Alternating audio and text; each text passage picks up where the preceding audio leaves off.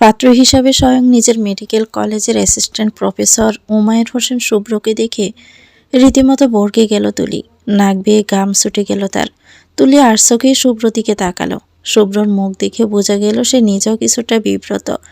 যতই মায়ের বান্ধবীর মেয়ে হোক, তুলি তার ছাত্রী। সেদিন তুলিকে ভাইবার টেবিলে যাচ্ছে তাই বলে অপমান করার পর আজকে এমন একটা অবস্থায় দুজন মুখোমুখি হবে, শুভ্রর নিজেরও সেটা কল্পনার বাহিরে ছিল।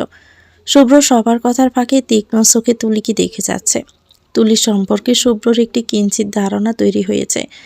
সেটা হলো তুলি মেয়েটা বড্ড নাছোড়বান্দা। বন্ধুদের সঙ্গেও তার বড্ড তিড়িং বিড়িং স্বভাব।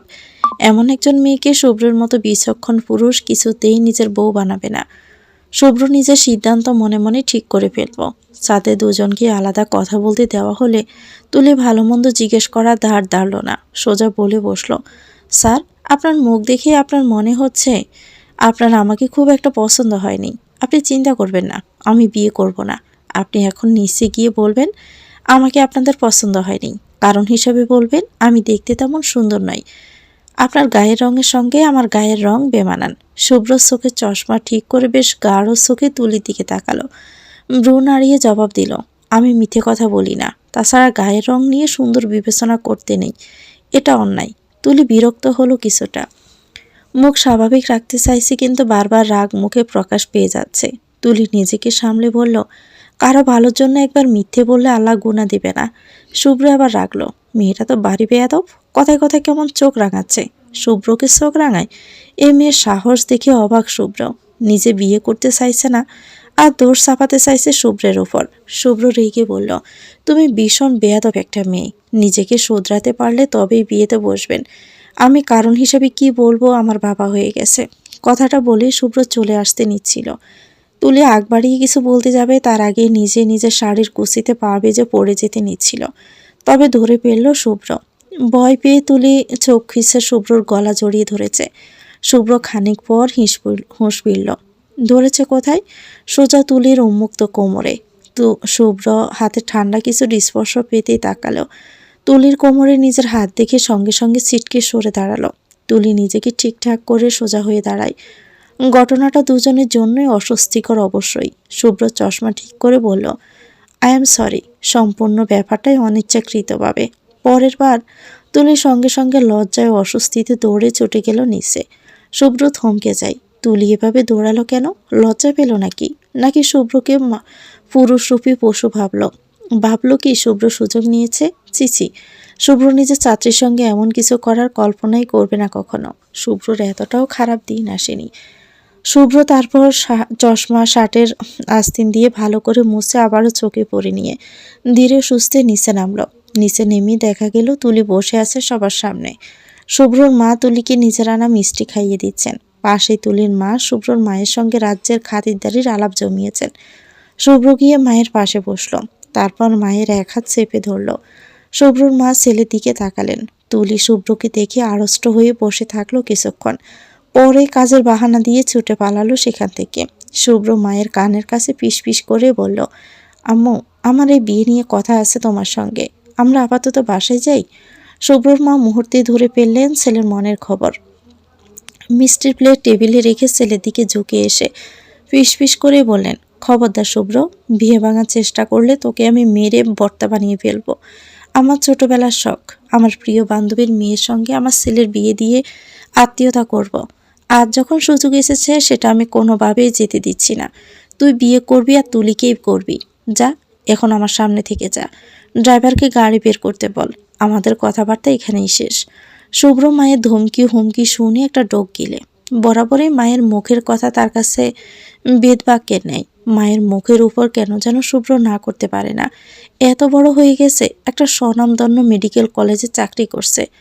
কত ডাক্তার তার আগে পিছে ঘুরে, আর সেই শুভ্রই কিনা তার মায়ের কথায় রীতিমতো উঠবস করে। মায়ের সামান্য অসুস্থতায় অস্থির হয়ে যায় শুভ্র, অথচ ইহাতে কত ক্রিটিক্যাল রোগী অবলীলায় সামলিয়েছে সে। মায়ের প্রতি তার এই দুর্বলতা সৃষ্টি হয়েছে শুভ্রর বাবা মারা যাওয়ার পর। বাবা মারা যাওয়ার পর শুভ্রর মা একদম একা হয়ে যান, চুপচাপ থাকতেই শুরু করেন। শুভ্র তখন ছোট, 12 বছরের বাচ্চা। মাকে হাসতে দেখতে তার ইচ্ছে হতো। তাই তারপর থেকেই শুভ্র মায়ের আশেপাশে ঘুরঘুর করত। মায়ের সুবিধা অসুবিধার দিকে সে ছোট্ট থেকে শুভ্রর নজর। ছোট্ট শুভ্র তখন থেকে বড্ড দায়িত্ববান, মায়ের প্রতি যত্নবান হয়ে ওঠে। শুভ্রকে বিদায় দেওয়ার জন্য তুলিকে আলাদাভাবে বলা হলো। শুভ্র গাড়িতে উঠবে। তুলি এসে দাঁড়ালো শুভ্রর পাশে। শুভ্র তাকালো। তুলি বলল, সরি স্যার, উল্টাপাল্টা বলার জন্য।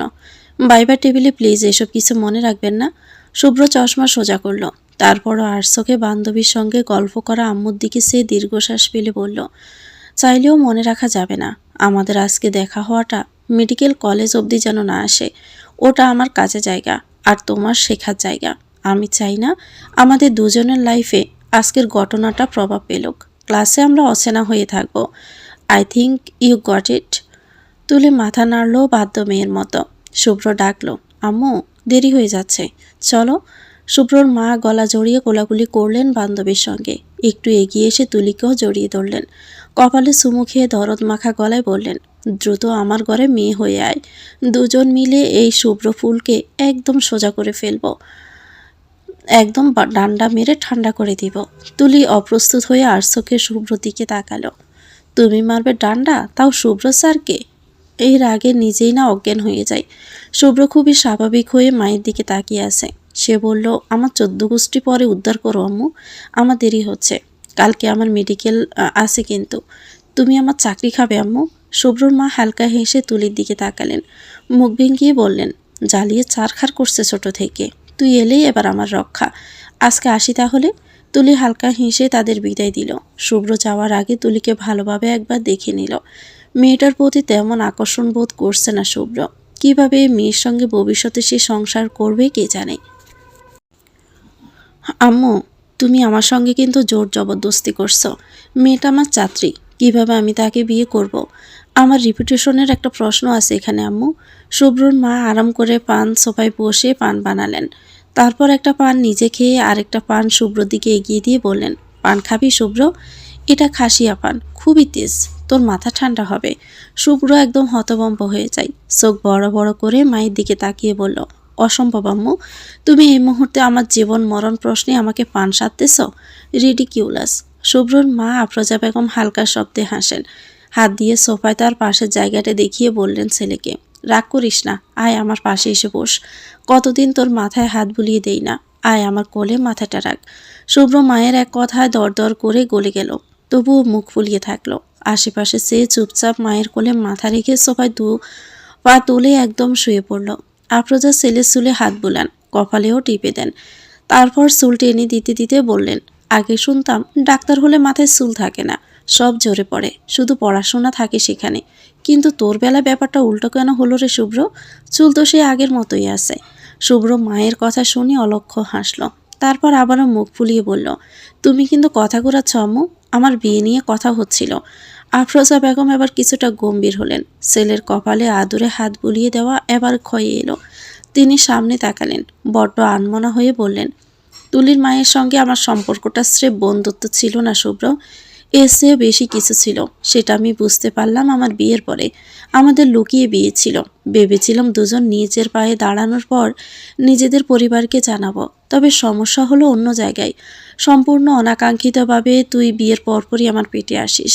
আমি তখন ঘাবড়ে গিয়েছিলাম শুভ্র, কোথায় যাব, কাকে বলবো। বাবা মায়ের সম্মান, সমাজ, সবকিছু কেমন বাঘের ন্যায় তেড়িয়ে বেড়াতে লাগলো আমাকে। তোর বাবা তখন সবে ছাত্র মানুষ, ঢাকা বিশ্ববিদ্যালয় পড়ার সুবাদে ওই গুটি কয়েক টিউশনি হাতে ছিল তার। তবে সেটার অর্ধেক তোর বাবাকে দিতে হতো তার গ্রামে, তার ভাগ্যে অর্ধেক নিজের জন্য। ঠিক এমন একটা অবস্থায় আমরা দুজন সেই সময় সিদ্ধান্ত নিলাম, বাচ্চাটা আমরা রাখবো। নিজেদের স্বার্থে আমরা তোকে মেরে ফেলতে পারিনি শুভ্র। তারপরের কাহিনী খুবই মারাত্মক ছিল। তোর নানু জেনে যান আমার প্রেগনেন্সির কথা। তারপর ধীরে ধীরে গোটা পরিবার জেনে যায়। তোর মা একজন কলঙ্কিনী। সেই সময়টা আমার উপর দিয়ে যে কি গেছে আমি তোকে সেটা বোঝাতে পারবো না শুভ্র। আমাদের বিয়ের কথা একমাত্র তুলির মা ইয়াসমিন জানতো। তাকে এটা নিয়ে জিজ্ঞাসাবাদ করায় সে বলে দেয়, বাচ্চাটা ওমরের। তুই তো জানিসই আগে তোর বাবাদের অবস্থা খুব একটা ভালো ছিল না। ওদের পরিবারে নুন আনতে পান্তা পুরাই এমন ছিল। আমাদের পরিবার তখনকার সময় বেশ সচ্ছল, প্রভাবশালী।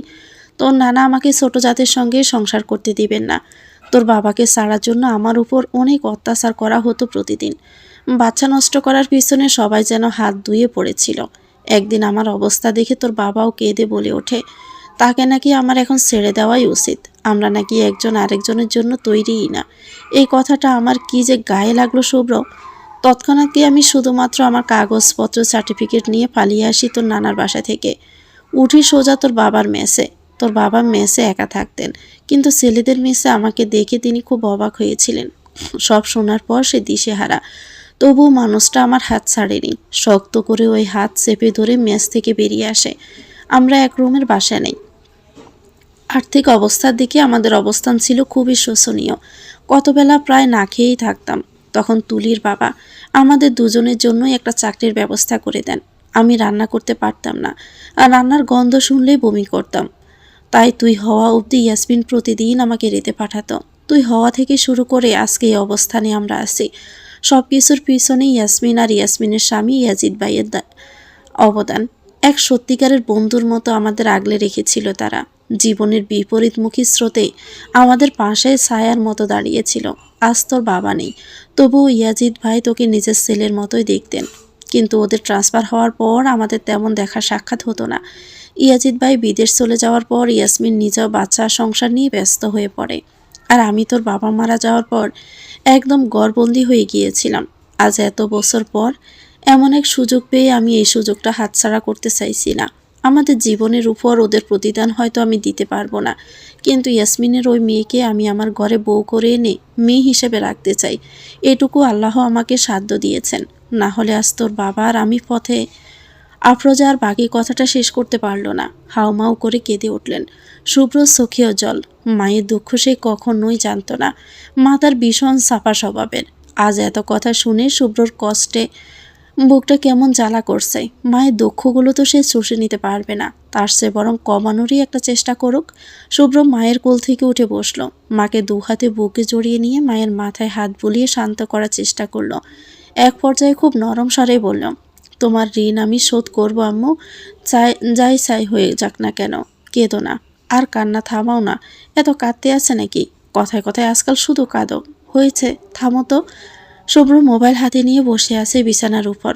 মাকে সে কথা দিয়েছে তুলির সঙ্গে একটা সখ্যতা গড়ার চেষ্টা করবে সে, কিন্তু কিভাবে করবে? লজ্জা লাগছে শুভ্রর। ব্যাপারটা এত অস্বস্তিকর, জীবনেও শুভ্র চিন্তা করেনি এমন একটা পরিস্থিতিতে তাকে পড়তে হতে পারে। শুভ্র ফোন হাতে নিয়েও বারবার রেখে দিচ্ছে।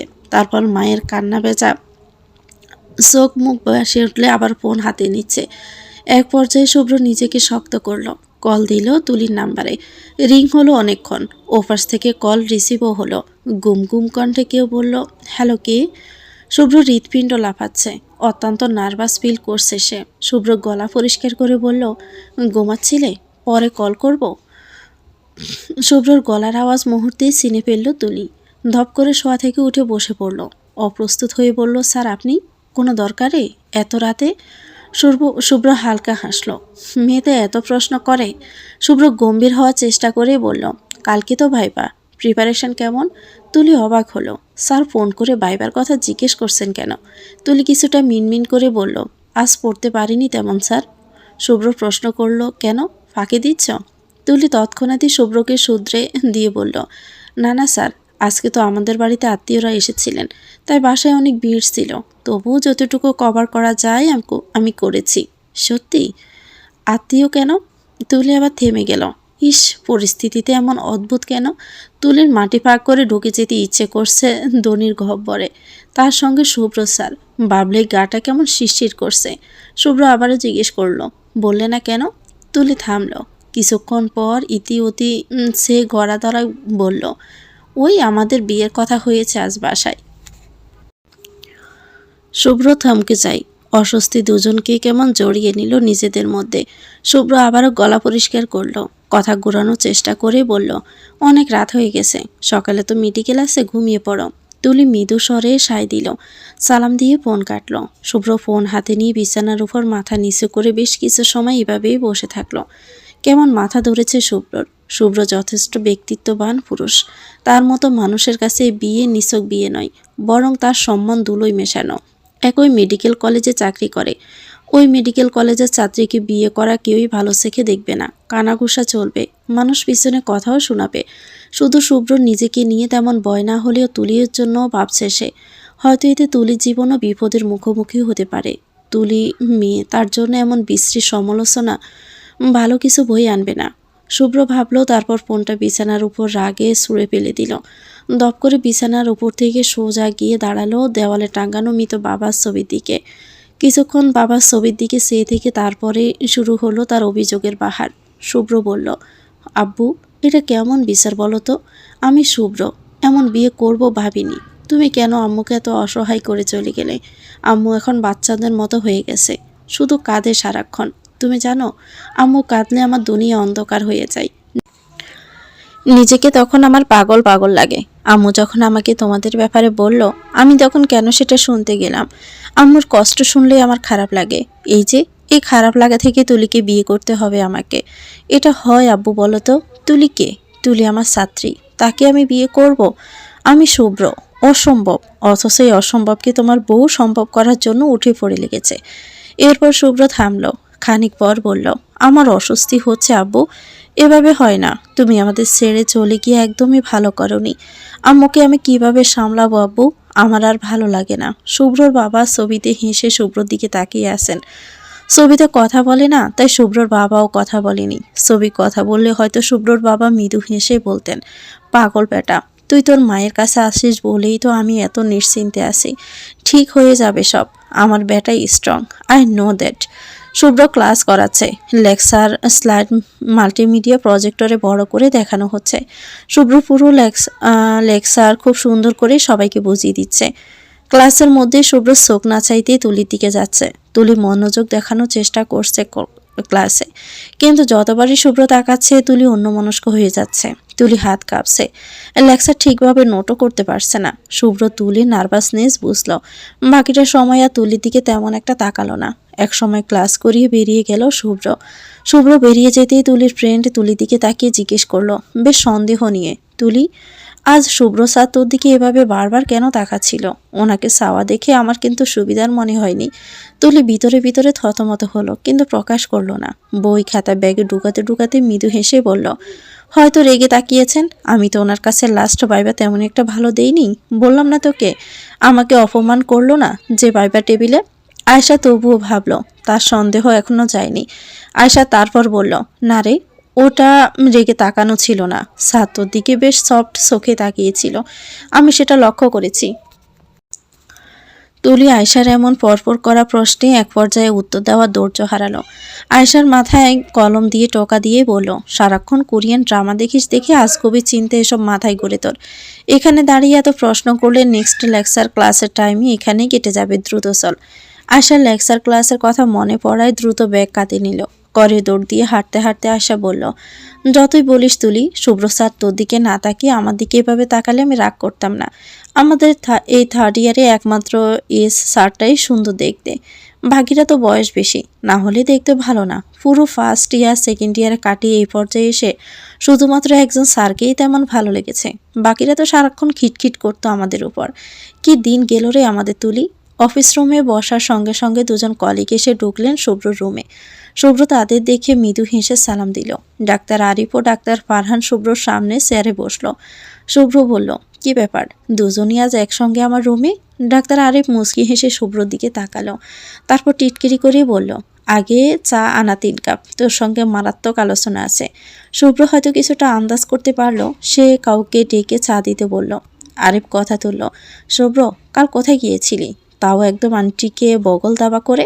শুভ্র যা ভেবেছে তাই, চা এসেছে। শুভ্র হালকা স্বরে বলল, জানিসই তো সব কিছু, জিজ্ঞেস করে আবার মজা নিস কেন? ফারহান চায়ের কাপে চুমুক দিয়ে বলল, মেয়েটা কে?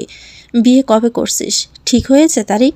শুভ্র আবার থামলো, কথা ঘোরানোর চেষ্টা করে বলল, বিয়ে এখনো ঠিক হয়নি। ঠিক নয় হলে জানবি অবশ্যই। মেয়েটার ছবি আছে, দেখি তোর সাথে মানায় কিনা। শুভ্র হালকা হাসলো, বাঁকা চোখে তাকিয়ে জবাব দিল, বন্ধুর বউর ছবি চাস? মতলবটা কি তোর? ফারহান আবার শুভ্রর কথায় ধরে ফেলল, একটু উঁচু হয়ে হৈ হৈ করে বলে উঠল, এই, তুই না বললি বিয়ে ঠিক না? বিয়ে ঠিক না তো তুই আরেক বেটার মেয়েকে বউ বলিস কেন? হ্যাঁ, ভদ্র শুভ্র অভদ্র হয়ে গেল কবে থেকে? বেরি বেরি সন্দেহজনক তো। শুভ্র থতমত খেয়ে গেল। পরপর সে পুরো ব্যাপারটা হেসে উড়িয়ে দিল। বলল, আর কতকাল ভদ্র থাকবো? এত ভদ্র থাকলে আর বউটাও জুটবে না কপালে। বন্ধুরা আরও কিছু সময় হাসাহাসি করে আবার যার যার কাজে লেগে গেল। তারা যেতেই শুভ্র যেন হাফ ছেড়ে বাঁচল। কাজ শেষ হলে শুভ্র দুপুর 2টায় অ্যাটেন্ডেন্স শিট সাইন করে বেরিয়ে যায়। লিফটে কল আসে আফরোজা বেগমের। শুভ্র লিফটে থাকায় কল ধরতে পারে না। লিফট থেকে নেমে কল ঘোরায়। রিং বাজার সময়টায় শুভ্র গাড়িতে উঠে গাড়ি ঘোরায়। আফরোজা বেগম কল ধরেন। শুভ্র সালাম করে জিজ্ঞেস করে, কোনো দরকার আম্মু? আমি হসপিটাল থেকে বেরিয়ে গেছি। আফরোজা বেগম বললেন, শোন না শুভ্র, আমি দোকানে যাব, শাড়ি কিনবো ভাবছি। তোর শার্টগুলোও কেমন পুরনো হয়ে গেছে, তোর জন্য কিছু কিনে নিব। তুই ফ্রি আছিস তো? শুভ্র হালকা হাসলো। সারাদিন ক্লাস ওয়ার্ড আর রুগী দেখে মাথাটা ম্যাজ করছে, গাটাও ব্যথায় টনটন করছে, কিন্তু মায়ের এক কথা তার কাছে শিরোধার্য। শুভ্র মৃদু হেসে বলল, আমি ফ্রি আছি, তুমি রেডি হও, আমি আসতেছি। আচ্ছা দ্রুত আয়। শুভ্র অপেক্ষা করছে মায়ের ফোন কাটার, কিন্তু আফরোজা বেগম ফোন কাটছেন না। শুভ্র জিজ্ঞেস করলো, আর কিছু লাগবে আম্মু? আফরোজা বেগম গড়িমসি করতে লাগলেন। তারপর বললেন, শোন না শুভ্র, তুই ইয়াসমিনের বাসার গলি পেরিয়েই আসবি বাসায়। ওই বলছিলাম কি, তুলিকে যদি নিয়ে আসতি একবার, মেয়েটাকেও কিছু একটা কিনে দিতাম, সঙ্গে ইয়াসমিন আর জুবাইরের জন্য কিছু কিনে দিলাম, ভালো হবে না? ওদের সঙ্গে দেখা হওয়ার পর তো তেমন কোনো উপহার বা কিছু দেওয়া হয়নি। তুই কি বলিস? তোর কাছে টাকা আছে তো শুভ্র, নাকি আরও পরে কিনে দিব ওদের? শুভ্র বুঝতে পারলো তার মায়ের অভিলাষ। খুঁজে খুঁজে মায়ের ধান্দা থাকে, কিভাবে তুলি আর শুভ্রকে কাছাকাছি আনা যায়। শুভ্র তুলিকে মানবে না এত সহজে, আফরোজা বেগম তা জানেন। তাই খুঁজে খুঁজে তুলিকে শুভ্রর গলায় ঝুলিয়ে দেওয়ার গেমে নেমেছেন আফরোজা। মায়ের বুদ্ধি ধরে ফেললো শুভ্র। তবু অগসরে তার মাকেই জিতিয়ে দিয়ে বলল, ঠিক আছে, নিয়ে আসবো তোমার বান্ধবীর মেয়েকে। আর টাকা চিন্তা তুমি করবে না, এটা তোমায় কতবার বলেছি আম্মু। আমার কাছে টাকা না থাকলে ভিক্ষা করেও আমি তোমার শখ মেটাবো, বুঝেছো তুমি? আফরোজা হেসে ওঠেন শব্দ করে। ছেলের এক একটা কথায় হাজারটা দোয়া বেরিয়ে আসে বুক ছিঁড়ে। গর্বে সবার সম্মুখে বিনা সংকোচে আফরোজা স্বীকার করেন, তার স্বামী তাকে মরার আগে একজন সন্তান দিয়ে গেছেন, যে সন্তানের কাছে আফরোজা মানেই সব কিছু। আফরোজার হাত চেপে ধরে রাখার মতো স্বামী নেই, কিন্তু সেই হাতে হাত রেখে ভরসা দেওয়ার মতো তার একটা শুভ্র আছে। শুভ্র তার সন্তান। শুভ্র গাড়ি থেকে নেমে দাঁড়ালো, চাবি পকেটে ঢুকিয়ে নিয়ে কলিং বেল চাপলো তুলিদের বাসার। বেশ অনেক সময় বেল দিয়ে দাঁড়িয়ে থাকলো শুভ্র। ঘরে কেউ নেই, শুধু তুলি আর জুবাইর টিভিতে কার্টুন দেখছে। তুলি কলেজ থেকে এসে ঘুমাচ্ছে।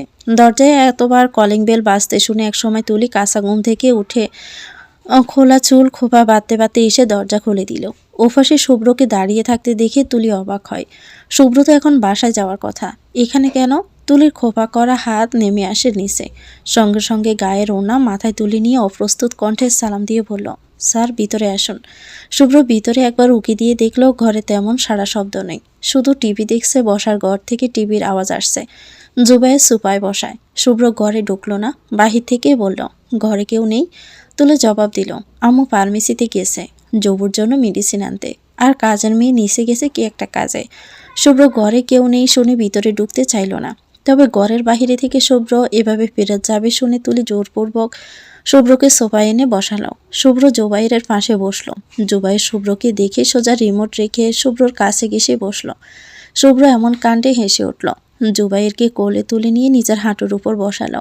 শুভ্র কোলে বসে জিজ্ঞেস করলো, কেমন আছে আমাদের জুবু বেটা, ভালো না মন্দ?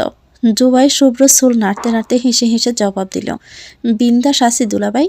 প্রথম কারো মুখে দুলাভাই সম্বোধন শুনে শুভ্র কেসে উঠল, আর চোখে তুলিরও দিকে তাকালো। পাশে গুম গুম চোখে শুভ্রর দিকে তাকিয়ে থাকা তুলিও শুভ্রর দিকে চাইল। দুজনের চোখে হতে তুলো অপ্রস্তুত হয়ে উঠে রান্নাঘরে চলে যায়। শুভ্র এসেছে, মা ফেরার আগে তাকে কিছু একটা দেওয়া উচিত। তুলি প্রথমে শরবত বানাতে বসলো। শুভ্র নিজেকে স্বাভাবিক করে বলল, ওরে বাবা, বিন্দাস আছো? এই ওয়ার্ড শিখলে কোথা থেকে?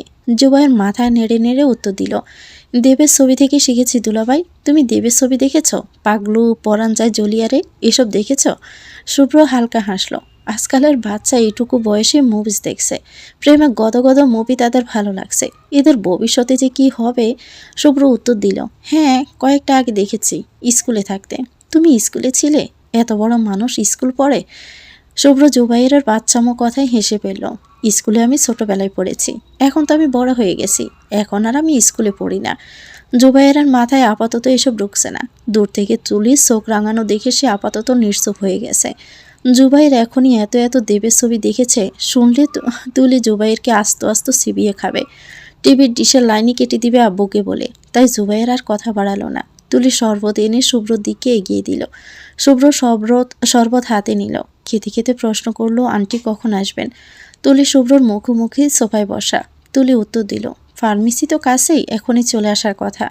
বলতে বলতে কলিং বেল বাজলো। তুলি উঠে দরজা খুলে দিল। সোফায় বসা শুভ্রকে দেখে ইয়াসমিন অবাক হয়েছেন। তুলিকে ফিসফিস করে বললেন, শুভ্র কখন এলো? তুলি জবাব দিল, কিছুক্ষণ আগে। তুই জানতি? তুলি মায়ের এমন কথায় বিরক্তই হলো। তাদের সম্পর্ক কি এমন জানিয়ে বাড়িতে আসার মতো? তারা কি একটা প্রেমের সম্পর্কে আছে? মাও না, মাঝে মধ্যে অদ্ভুত কথা বলে। তুলি বিরক্ত হয়ে জবাব দিল, তোমার কি মনে হয় মা, স্যার আমাকে জানিয়ে আসতে পারেন? ইয়াসমিনের হুঁশ ফিরল এবার। শুভ্রর দিকে চেয়ে বললেন, ও তুই কিভাবে জানবি? শুভ্র তো তোর সঙ্গে তেমন কথাই বলে না। আচ্ছা, শুভ্রর সঙ্গে বসে গিয়ে চা বানিয়েছিস? হ্যাঁ, চা পাতা দিব এখন। আচ্ছা, বানিয়ে নিয়ে আয়, 3 কাপ আনিস। তুই, আমি আর শুভ্র মজা করে আনিস। শুভ্রর সামনে তো চা খুব ভালো হয়, এমন প্রমাণ রাখতে হবে। দ্রুত যা। ইয়াসমিন কথাটা বলে বোরকা না খুলে শুভ্রর পাশে গিয়ে বসেন। শুভ্র ইয়াসমিনকে দেখে সোফা থেকে উঠে সালাম করে। ইয়াসমিন শুভ্রর এমন নর্ম ব্যবহারেই খুশিতে জলমলিয়ে ওঠেন। হাত বাড়িয়ে শুভ্রকে বসতে বললেন। শুভ্র ভালো মন্দ জিজ্ঞেস করলো। ইয়াসমিন উত্তর দিলেন। এক পর্যায়ে চাও এলো। তুলি চা সার্ভ করলো সবাইকে। শুভ্র চা পছন্দ করে খুব। দিনে 3 বেলা চা ম্যান্ডেটরি শুভ্রর জন্য। এর বেশি হলেও মন্দ হয় না। চায়ের বেলা শুভ্র খুবই সুজি। চায়ে ডুবানো চিনি বা দুধ লিকার কোনোটাই পছন্দ না।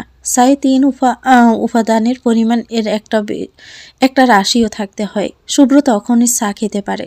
তবে আজকে চাটাও শুভ্রর বেশ লাগলো। শুভ্রর গা চাঙ্গা হয়েছে। মেডিকেল থেকে আসার পরে একটা চায়ের খুব দরকার ছিল। শুভ্রর চা পছন্দ হয়েছে সেটা তুলি বুঝতে পারল। তুলি চা খেতে খেতে শুভ্রর দিকে বারবার তাকাচ্ছে। শুভ্র একবার তাকালো, সঙ্গে সঙ্গে তুলি চোখ ফিরিয়ে নিয়েছে। ইয়াসমিন শুভ্রকে এটা ওটা জিজ্ঞেস করছেন। শুভ্র বেশ সুন্দর করে উত্তর দিচ্ছে। শুভ্রকে একসময় ইয়াসমিন জিজ্ঞেস করলেন, শুভ্র তুলি পড়া পারে তো ঠিকঠাক মেডিকেলে? না পারলে কিন্তু ধরে পেটাবি ওকে, ঠিক আছে? আমি তোমায় পারমিশন দিচ্ছি। ইয়াসমিনের কথায় শুভ্র মাথা নিচু করে হেসে উঠল। তুলি মায়ের দিকে বড্ড বিরক্ত নিয়েই তাকালো। মা কাকে কি বলছে? শুভ্র এমনিতেই তুলিকে যেমনি পারে বকে, সেখানে তাকে তুলিকে পেটানোর অনুমতি দেওয়া হচ্ছে? অসহ্য। তুলি মায়ের দিকে রাগ রাগ চোখে তাকালো। ইয়াসমিন মেয়ের দিকে তাকানো দেখে শব্দ করে হেসে ফেললেন। শুভ্র চা শেষ করে টেবিলের উপর রাখলো। এবার কথা তুলল, আন্টি আম্মু একটু শপিংয়ে যাবেন আজ, তুলিকে নিয়ে যেতে চাইছেন। যদি আপনার অনুমতি থাকে তাহলে আমি তুলিকে নিয়ে যাব। তুলি অবাক হয়ে শুভ্রর দিকে তাকালো। শুভ্র স্যার এই জন্য এসেছেন তাহলে? ইয়াসমিন বললেন, আফরোজা যেতে বলেছে, আমি আর এতে কি বলবো। নিয়ে যাও, রাত হওয়ার আগে দিয়ে যেও আবার। আফরোজা তুমি না হয় আজ রাতে আমাদের বাসায় খেয়ে নাও। শুভ্র হালকা স্বরে বলল, অন্যদিন এসে খেয়ে যাব আন্টি, আজ না, রাতের দিকে একটু আমার কাজ আছে। আমি তুলিকে বাসায় পৌঁছে দিব, আপনি চিন্তা করবেন না। তুলিকে ইয়াসমিন রেডি হতে বললেন। তুলি রুমে গেল। ইয়াসমিন খানিক পর শুভ্রকে জুবাইরের পাশে বসিয়ে রুমে এলেন। তুলি তখন কাপড় বের করছে। ইয়াসমিন এসে গদগদ হয়ে বললেন, এই তুলি শাড়ি পরিস না কেন? শুভ্রর ভালো লাগবে। তুলি একটা ভালো দেখে সালোয়ার কামিজ বের করতে করতে বলল, তুমি পাগল হয়ে গেছো আম্মু? শুভ্র স্যারের সামনে আমি শাড়ি পরে হাঁটবো? অসম্ভব। ইয়াসমিন শুনলেন না। জোরপূর্বক নিজের একটা শাড়ি এনে তুলিকে পরিয়ে দিলেন। তুলি প্রতিবার মতো আয়নার সামনে দাঁড়িয়ে আছে। নিজেকে দেখে লজ্জা পাচ্ছে। এই অবস্থায় শুভ্র স্যারের সামনে দাঁড়াবে কিভাবে? তুলি লজ্জায় হ্যাপিদেশ করে উঠল। হৈ হৈ করে বলল, আম্মু আমার অদ্ভুত লাগছে, শাড়ি পরবো না আমি, খুলে ফেলি প্লিজ। ইয়াসমিন এই কথা শুনিয়ে একটা ভয়ানক ধমক দিলেন তুলিকে। তুলি চুপ হয়ে গেল একদম। ইয়াসমিন তুলির পার্সে কিছু টাকা রেখে পার্স তুলিকে দিলেন। তারপর বসার ঘরে তুলিকে নিয়ে চললেন। শুভ্র বসে আছে সেখানে। শাড়ি পরে শুভ্রর সামনে দাঁড়ালে তুলি লজ্জায় মরে যাবে। বুক কাঁপছে তুলির। কাঁপুনিতে সোজা হয়ে যেন হাঁটতেও পারছে না। কেমন যেন গোড় গোড় লাগছে নিজের মধ্যে। শুভ্র তুলি তৈরি? ইয়াসমিনের কথায় জুবাইরকে কোলে রেখে শুভ্র একটু পাশ ফিরে সামনে তাকালো। শাড়ি পরা তুলি লজ্জায় অবনত হয়ে সামনে দাঁড়িয়ে রয়েছে। তুলির গায়ে শাড়িটা খুব সুন্দর করে জড়ানো। শুভ্র প্রথম দফায় থমকে গেল। শাড়ি পরিহিত তুলি শুভ্রর কাছে অন্যরকম লাগে। সব মেয়েদেরকে শাড়ি পরলে সুন্দর লাগে, তাই হয়তো তুলিকেও শুভ্রর কাছে সুন্দরী মনে হচ্ছে। শুভ্র ভাবল। পরপরই মাথা ঝাড়া দিয়ে জুবাইরকে কোলে তুলে উঠে দাঁড়ালো। শুভ্র নার্ভাস। শাড়ি পরা তুলি তার সামনে দাঁড়িয়ে আছে।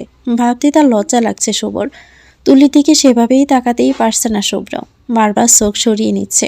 শুভ্র সামলে বলল, আমাদের এখন যাওয়া উচিত। আন্টি আপনিও চলেন আমাদের সাথে, না হয় ভালো লাগবে আম্মুর। তুলি সঙ্গে সঙ্গে মায়ের হাত চেপে ধরল। ইশারায় আকুতি মিনতি করে ইয়াসমিনকে সঙ্গে যেতে বলল তাদের। ইয়াসমিন অগোচরে মেয়ের হাত চেপে ধরে ভরসা দিলেন। তারপর শুভ্রকে বললেন, না বাবা তোমরা যাও, আমি পরে একদিন যাব তোমার মায়ের সঙ্গে। শুভ্র আর জোরাজোরি করল না। বুঝতে পারল এখন ইয়াসমিনকে হাজারবার বললেও তিনি তাদের সঙ্গে যাবেন না। মেয়ে আর মেয়ের হবু জামাইকে প্রাইভেসি দেওয়া দরকার। শুভ্র হাসলো মনে মনে। ওদের আবার প্রাইভেসি? একজন আরেকজনের সঙ্গে দেখা হলে ভালো করে কথাই বলতে পারে না। টুকটাক যা কথা হয় সেসবের জন্য প্রাইভেসি দরকারই নেই কোনো। শুভ্র তুলিকে বলল, চলো তাহলে যাই আন্টি। তুলির সামনে এগোলো। শুভ্র জোবাইরের গালে চুমু খেয়ে কোল থেকে নামাতে চাইলে জোবাইর নামে না। শক্ত করে শুভ্রর গলা জড়িয়ে ধরে হঠাৎ বাহানা করে বসে, দুলাভাই আমিও যাব তোমার আর আপুর সঙ্গে, আমাকে নিয়ে যাও না আমাকে। আবারও শুভ্রর সামনে দুলাভাই কথাটা শুনে থমকে গেল তুলি। শাড়ির কুচি ভেজে আবারও পড়ে যেতে নিলে শুভ্র দ্রুত অপর হাতে ধরে ফেলল ওকে। তুলি সঙ্গে সঙ্গে সোজা হয়ে দাঁড়িয়ে গেল। তারপর রাগ নিয়ে তাকালো জোবাইরের দিকে। বারবার এই ছেলে শুভ্রকে এভাবে কেন ডাকছে? একবার হাতের কাছে পেলে তুলি ধরে দিবে একটা। বোনের গরম গরম চোখ দেখে জুবাইর ভয় পেয়ে লেপটে গেল শুভ্রর গায়ের সঙ্গে। সে বুঝতে পারছে না হুটহাট তার আপু এত রেগে যাচ্ছে কেন। সে কি বারবার ভুল করছে কিছু? শুভ্র ভাই বোনের নীরব যুদ্ধ দেখিয়ে হালকা হাসলো। তারপর তুলির উদ্দেশ্যে হালকা স্বরে বলল, থাক বাচ্চা মানুষ, এত কিছু বুঝে ডাকিনি, তার উপর চোখ রাঙিও না। তুলি শুভ্রর কথায় লজ্জা পেয়ে গেল। শুভ্রর সামনে এমন একটা কারণে রেগে যাওয়া তুলি ঠিক হয়নি। তুলি নিজেকে সামলালো। শুভ্র জুবাইয়ের কথা শুনে ইয়াসমিনকে বলল, ওকেও নিয়ে যাই আন্টি, ঘুরে আসুক, ভালো লাগবে।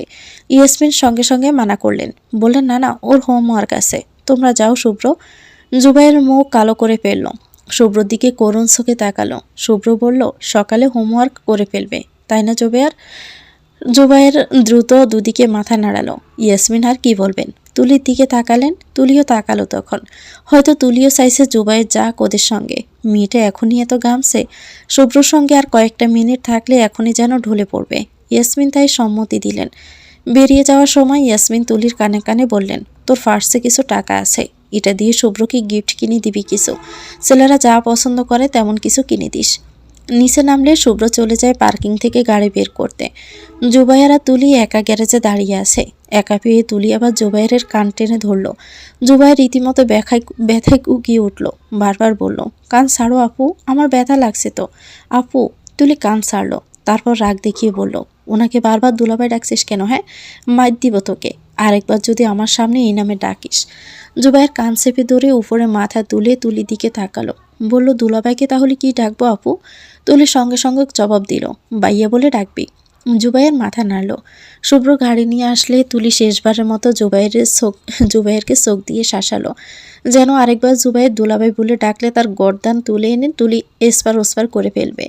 জুবাইর পেছনের সিটে বসলো। তাকেও টেনে সামনে বসানো যায়নি, তাই না চাইতেও তুলি শুভ্রর পাশের সিটে বসলো। গাড়ি চলল সমানে। জুবাইর এটা ওটা জিজ্ঞেস করছে শুভ্রকে। শুভ্র উত্তর দিচ্ছে। তুলি এখানে নীরব। জ্যাম লাগার পর জুবাইর বিরক্ত হয়ে গেল বসে থাকতে থাকতে। শুভ্রকে বলল, না ভাইয়া, তোমার মোবাইলে গেম আছে, দিবা আমাকে মোবাইলটা, ভালো লাগতেছে না আমার। শুভ্র জুবাইরের মুখে দুলাভাই না শুনে ভাইয়া ডাক শুনে তুলির দিকে তাকালো। তুলিও তাকালো তখন। শুভ্র দেখছে তুলিকে। সেটা দেখে তুলি মুখ লুকিয়ে জানালার দিকে তাকিয়ে ফেলল। তুলি জানে শুভ্রর মনে এখন কি চলছে। শুভ্র মাথা নিচু করেই হালকা হাসলো। তারপর পকেট থেকে ফোন বের করে লক খুলে জুবাইরকে দিয়ে দিল। জুবাইর গেম খেলছে। জ্যাম ততক্ষণে ছেড়েও দিয়েছে।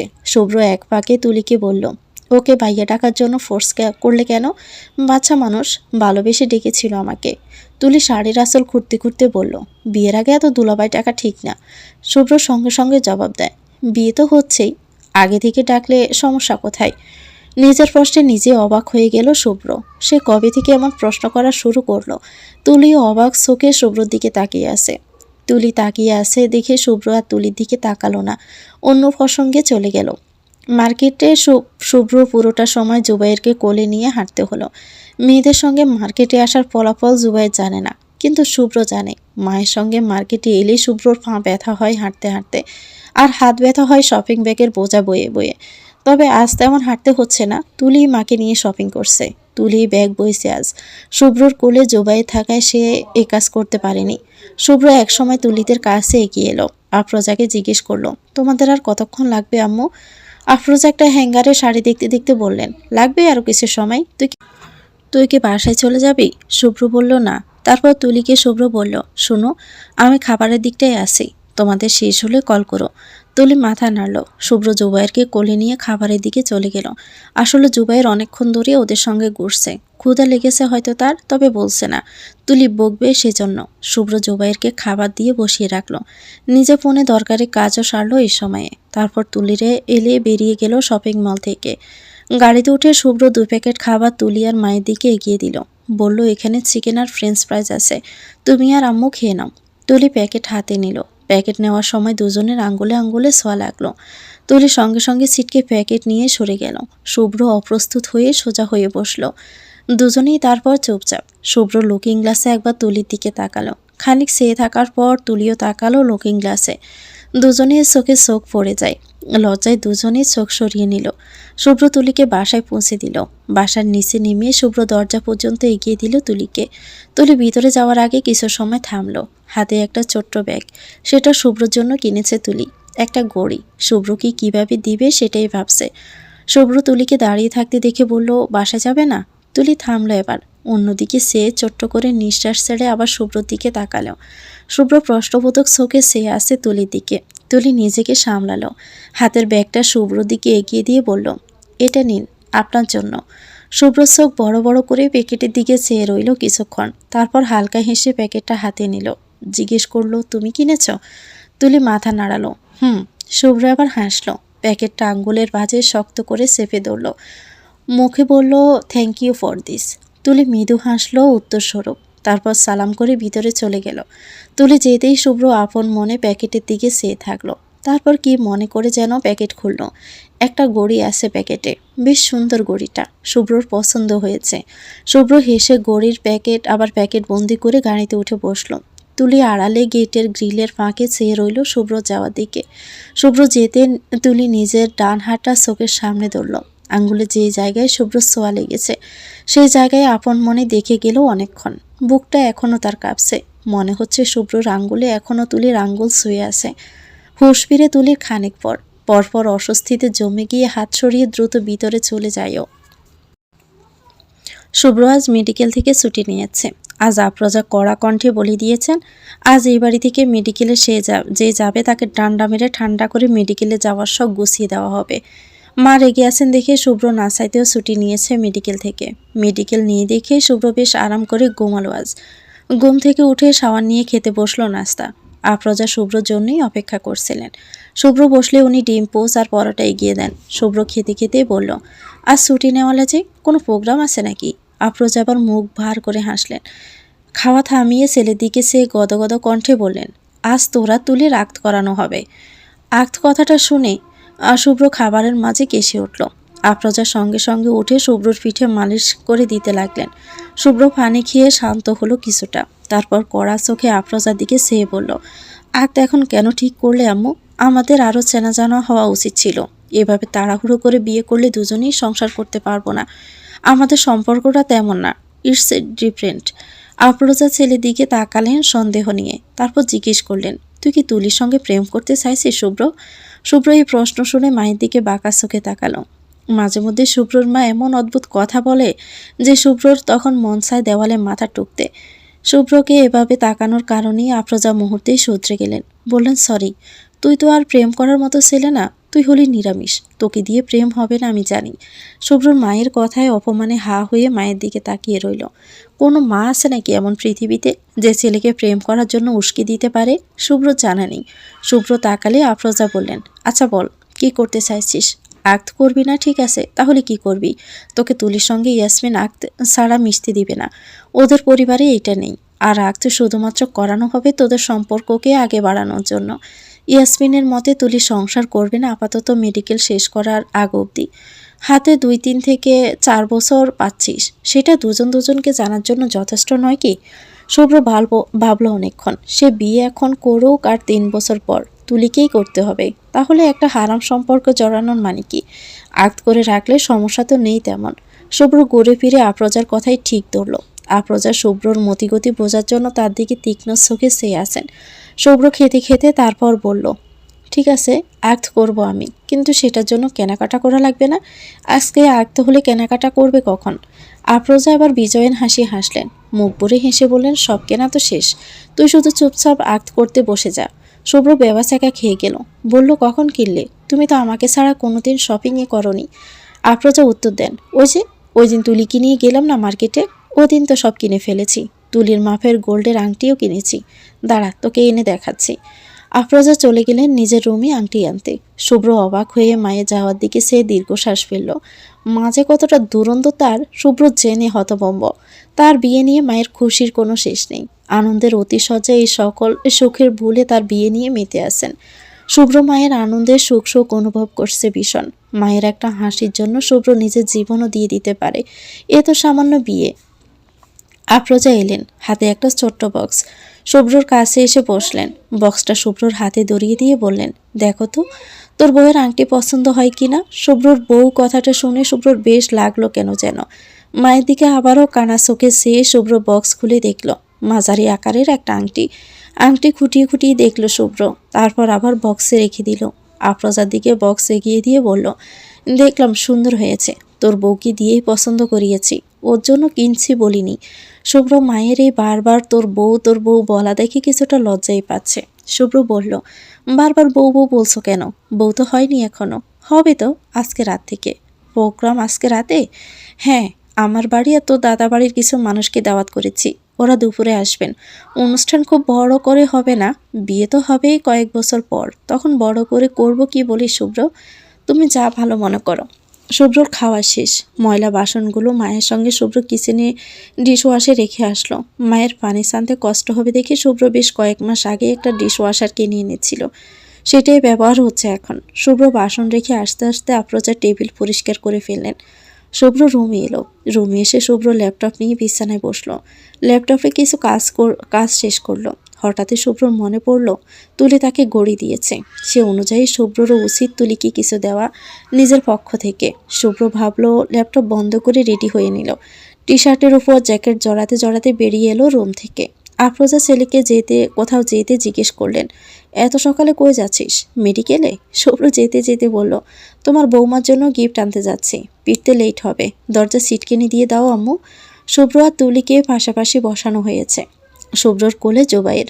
ছেলেটা শুভ্র এলেই কোলে উঠে বসে থাকে শুভ্রর। সে আজকে আঁকটা শেষ হওয়ার পরপরই শুভ্রকে দুলাভাই ডাকা শুরু করবে, কোনো থামাথামি নেই। এই কথা ইতিমধ্যে তার কয়েক শতবার বলা হয়ে গেছে শুভ্রকে। কবুল বলার সময় এসে গেছে। তুলির ফুফাতো ভাই জুবাইরকে শুভ্রর কোল থেকে নিজের কোলে নিয়ে এলো। শুভ্র আর তুলির সামনে কাজী হুজুর বসে আছেন।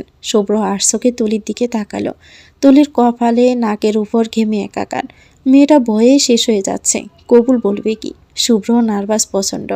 সে তাও তুলির দিকে ঝুঁকে ফিসফিস করে বলল, ভয় পাচ্ছ? তুলি তাকালো। মিথ্যে করে না বোধক উত্তর দিলে শুভ্র হাসলো। সে মুহূর্তে শুভ্রর মিথ্যে ধরে ফেলার অভ্যেস কত আছে। শুভ্র বলল, ঘেমে গেছো একেবারে দেখছি, জোরে একটা নিঃশ্বাস নাও, নিজেকে রিল্যাক্স করো। হাত এভাবে চেপে না রেখে সুন্দর করে ছেড়ে রাখো।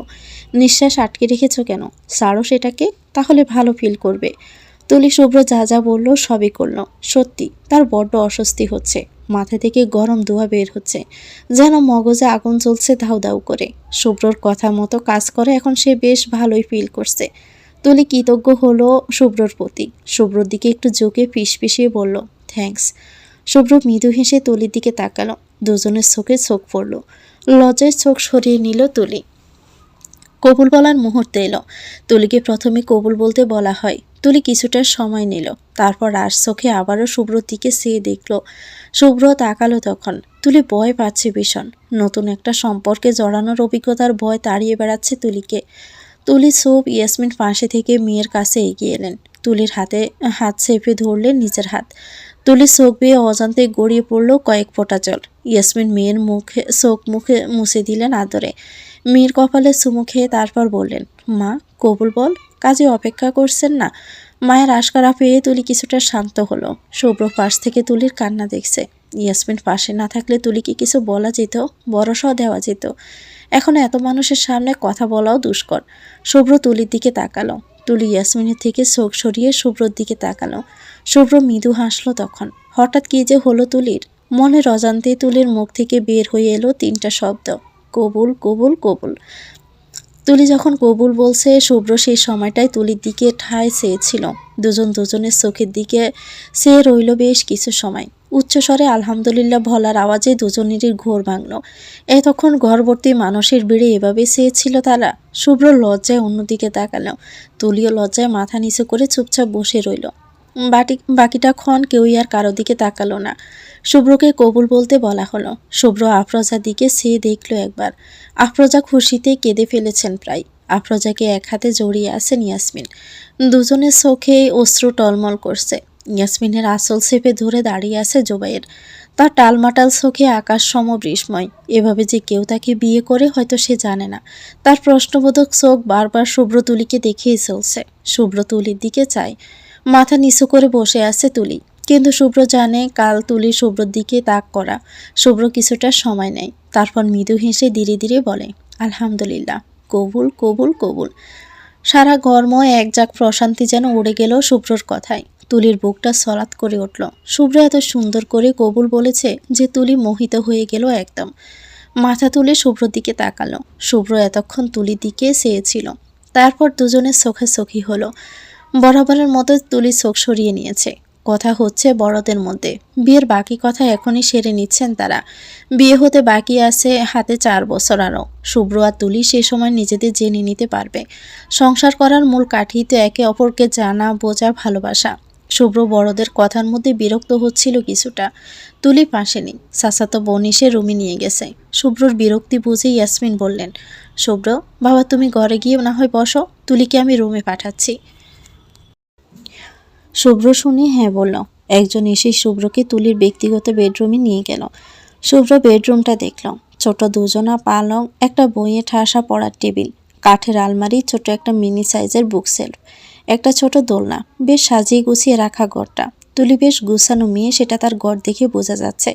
শুভ্র গিয়ে পড়ার টেবিলে চেয়ার টেনে বসল। হাতে একটা বই নিয়ে উল্টে পাল্টে দেখতে লাগলো। হঠাৎ বইয়ের ভিতর থেকে একটা কাগজ খসে পড়ল। শুভ্র মাটিতে তাকালো অবাক হয়ে। তারপর একটু হেসে কাগজটা হাতে তুলল। কাগজের চোখের সামনে মেলে ধরে দেখল সেখানে মার্কার পেন দিয়ে কয়েকবার পরপর লেখা, শুভ্র তুলি স্যারকে বিয়ে করবে না। তুলি শুভ্র স্যারকে বিয়ে করবে না। শুভ্র কাগজে লেখা পড়ে বেশ কিছু সময় কাগজটার দিকে চেয়ে থাকলো। তারপর আসমকাই হেসে উঠল শব্দ করে। সে সময় তুলি শাড়ি সামলে ঘরে ঢুকেছে। তুলি ঘরে ঢোকার সাথে সাথে বাহির থেকে কেউ একজন ওদের ঘরে সিটকেনি দিয়ে দিল। তুলি সিটকেনি শব্দে একবার পিছনে ফিরে তাকিয়ে আবার শুভ্রর দিকে তাকালো। শুভ্র তুলির দিকে চেয়ে হাসছে। তুলি শুভ্রর হাসি দেখলো। বুকে কেমন একটা করে উঠল তুলির। হাসিটা এত মারাত্মক লাগলো তুলির কাছে, বলা অসম্ভব। তুলি চোখের পলক ফেলেই আবার তাকালো শুভ্রর দিকে। শুভ্র হাসি থামিয়ে তুলিকে বলল, শুভ্র স্যারকে বিয়ে করবে না করেও বিয়ে করে বসে আছো। এবার এই কাগজটার কি হবে তুলি? তুলির গোড় ভেঙে গেছে শুভ্রর কথা শুনে ততক্ষণে। তুলি তীক্ষ্ণ চোখে শুভ্রর দিকে তাকালো।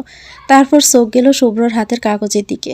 তুলির সঙ্গে সঙ্গে ছুটে এসে শুভ্রর হাত থেকে কাগজটা কেড়ে নিয়ে ড্রয়ারে রাখতে রাখতে বলল, এটা অনেক আগে লিখেছিলাম, তখন জানতাম না বিয়েটা হবে যে। শুভ্র মৃদু হাসল। তুলি কাগজ ড্রয়ারে রেখে বিছানায় বসল। আজও শাড়ি পরেছে তুলি। শাড়িতে তুলিকে শুভ্রর কাছে যেন মারাত্মক লাগে। এই প্রথম শুভ্র তুলিকে দেখল। আপাত মস্তক গাঢ় চোখে।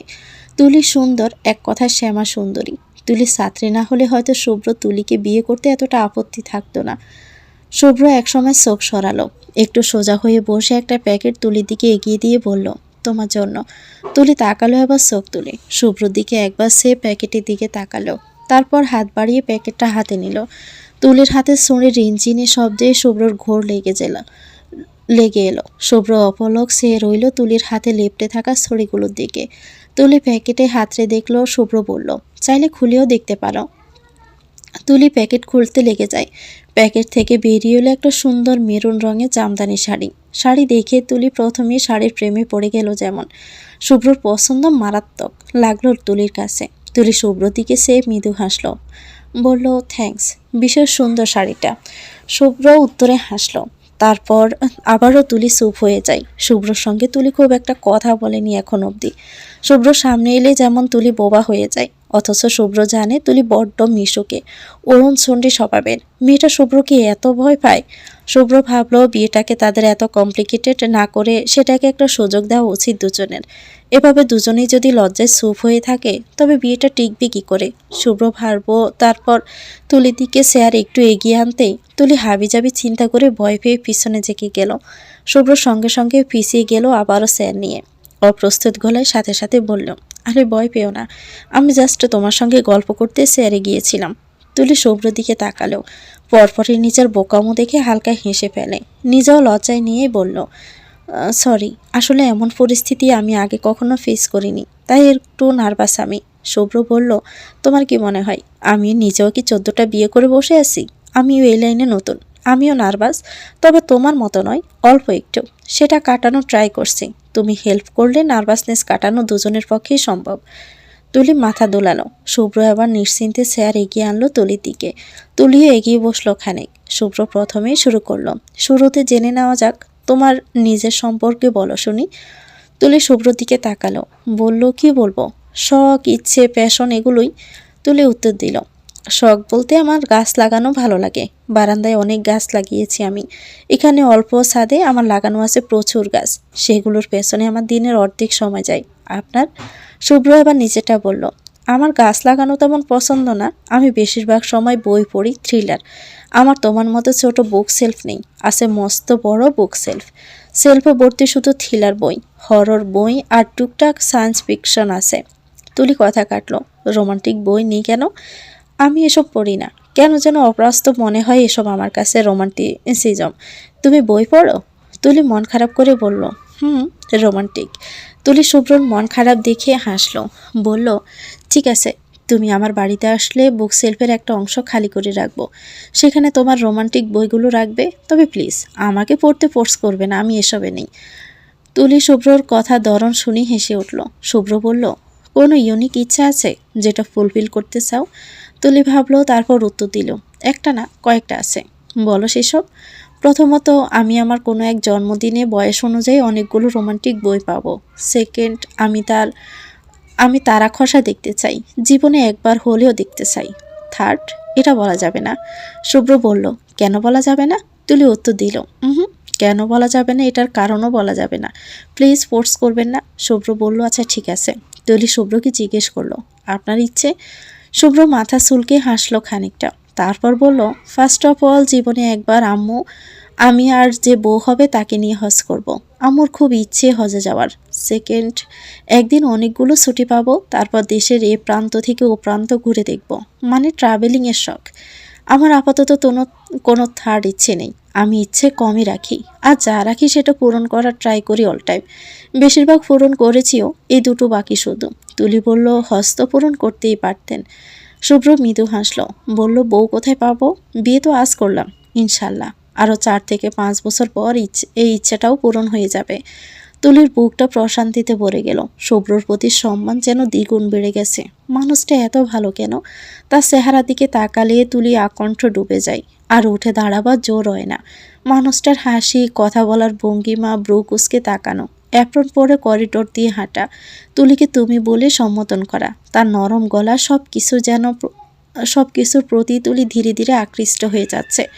শুভ্র মানি এক আকাশ আসক্ততা। তুলি ইদানিং সেটাই বিশ্বাস করতে বসেছে।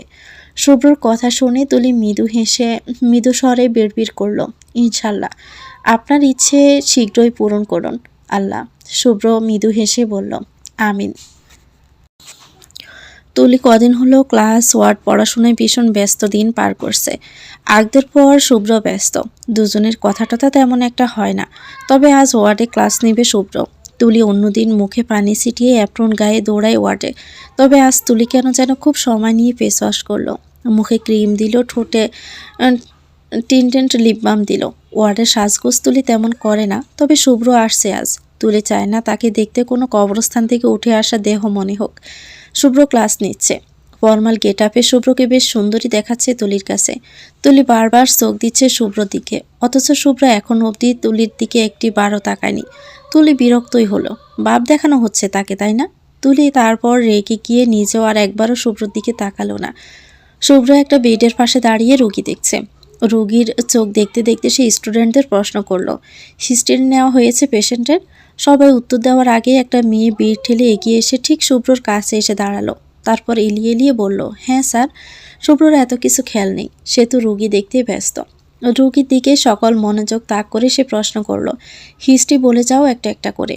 একটা ছেলে বলল, sir, this parent has drowsiness, fretted, nail bed deep valorant, a case of one-time unconsciousness. শুভ্র আবার জিব্বা দেখল রুগীর। মেয়েটা আবার আগ বাড়িয়ে বলল, স্যার আমি ওনাকে ফল পাক্কর খেতে বলেছি। I think anaemic patient. Shubhra আবার সোজা হয়ে দাঁড়ালো। তুলি মেয়েটার এত বেহাল্লাপনা দেখে বিরক্ত। আঙ্গুলের ডগায় কলমটা পিষে ধরল। রাগ মেটানোর জন্য নিজেই নিজের দাঁত দিয়ে জিব্বা কামড়ে ধরল। শুভ্র এত সব লক্ষ্য করেনি, তার মাইন্ড আপাতত ড্রাইভার্ট। শুভ্র মেয়েটাকে বলল, এসব আই থিঙ্ক ইউ থিঙ্ক দিয়ে পেশেন্ট চিকিৎসা করবে? এসবকে পেশেন্টকে তার রোগ ডেসক্রাইব করলে পেটা ভেতরে, শিওর হয়ে বলতে পারলে রোগের চিকিৎসা করবে, না হলে না। Everyone got it? সবাই মাথা নাড়ল। শুভ্র পেশেন্টের দিকে তাকালো এবার। সুন্দর করে মিষ্টি হেসে পেশেন্টকে বলল, চাচা আপনার শরীরে রক্ত শূন্যতা আছে, ব্লাড ট্রান্সফিউশন লাগতে পারে। আমি সিস্টারকে বলে যাচ্ছি, সে কয়েকটা পরীক্ষা করে আমাকে জানাবে। গ্রামের ওই বৃদ্ধ লোক ভয় পেয়ে গেলেন, বললেন আমি কি মইরা যাইবার পারি? শুভ্র মাথায় হাত বোলালো, বলল, না চিন্তা নেই, আপনি একদম সুস্থ হয়ে বাড়ি ফিরবেন। এখন রেস্টে নিন, সিস্টার এসে বাকি সব জানাবে আপনাকে। মেয়েটা আবারও আগ বাড়িয়ে এলো।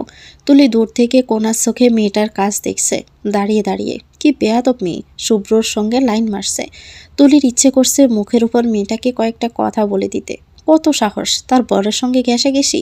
তুলি অবাক হলো নিজের ভাবনায়। তুলি কবে থেকে শুভ্রর প্রতি এতটা অধিকার প্রবণ হয়ে পড়ল? অবশ্য হবেই বা না কেন, বরের বাঘ কোনো বাঙালি নারী ব্যাগকে দিয়েছে কখন? শুভ্র বলল এবার সবাইকে, আজ বাসায় সবাই এনিমিয়া নিয়ে ডিটেলসে পড়বে। ফার্স্ট ইয়ারের পড়া ঝালাপালা করবে আবার। We will find a lot of fashion with this case. আজকের মতো ওয়ার্ড শেষ, গো এভরিওয়ান। শুভ্র ওয়ার্ড ছেড়ে চলে গেল। তুলি কি যেন মনে করলো, সোজা ব্যাগ নিয়ে বেরিয়ে গেল ওয়ার্ড থেকে। শুভ্র করিডোর দিয়ে হাঁটছে, হাতে ফোন, কাকে কল যেন লাগাচ্ছে। তুলি এক প্রকার দৌড়ে শুভ্রর পাশে এসে দাঁড়ালো। শুভ্র পাশে কাউকে হঠাৎ উপলব্ধি করেই তাকালো। তুলিকে দেখে শুভ্র অবাক হলো, তারপর হেসে বলল, কি ব্যাপার তুমি? সঙ্গে সঙ্গে তুলি শুভ্রর দিকে একটু কাছে ঘেসে শুভ্রর হাতে একটা সিরকুট ধরিয়ে দিয়ে আবারও এক দৌড়ে সামনে চলে গেল। শুভ্র হতভম্ব হয়ে সিরকুট হাতে নিয়ে তুলির যাওয়ার দিকে চেয়ে আছে। মেয়েটা এত উড়নচণ্ডী, শুধু চঞ্চলতা চঞ্চলতা।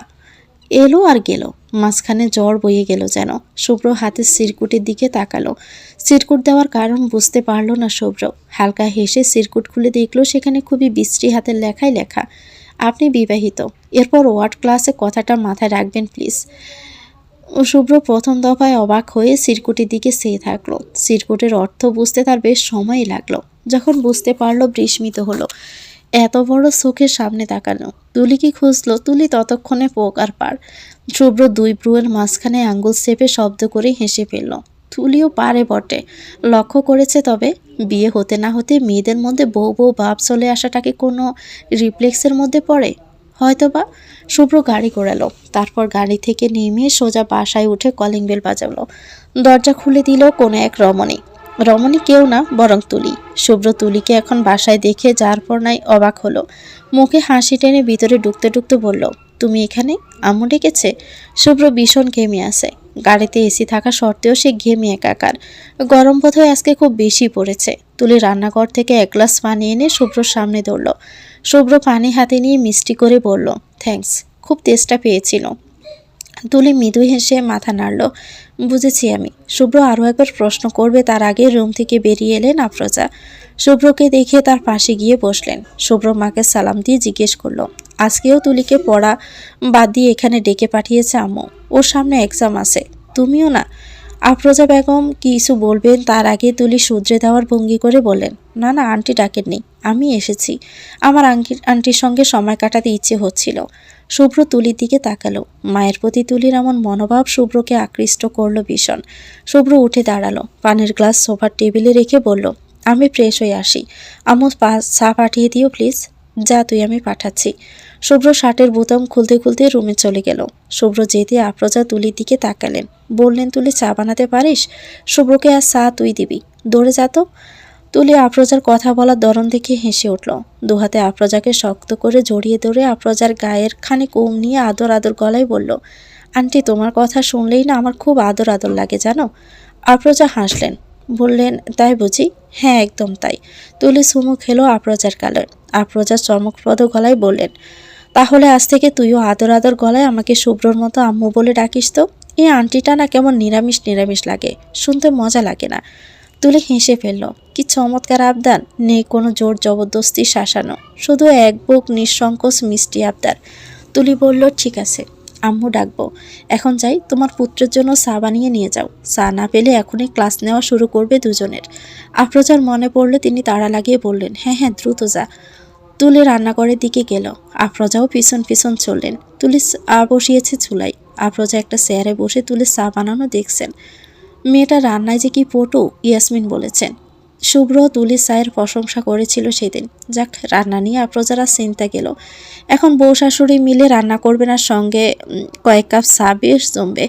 তুলি আফরোজার দিকে তাকালেন। তুলি ওড়না কোমরে পেঁচিয়ে চা বানাচ্ছে। আফরোজা হঠাৎ কি মনে করিয়ে বললেন, এই তুলি শাড়ি পরবি?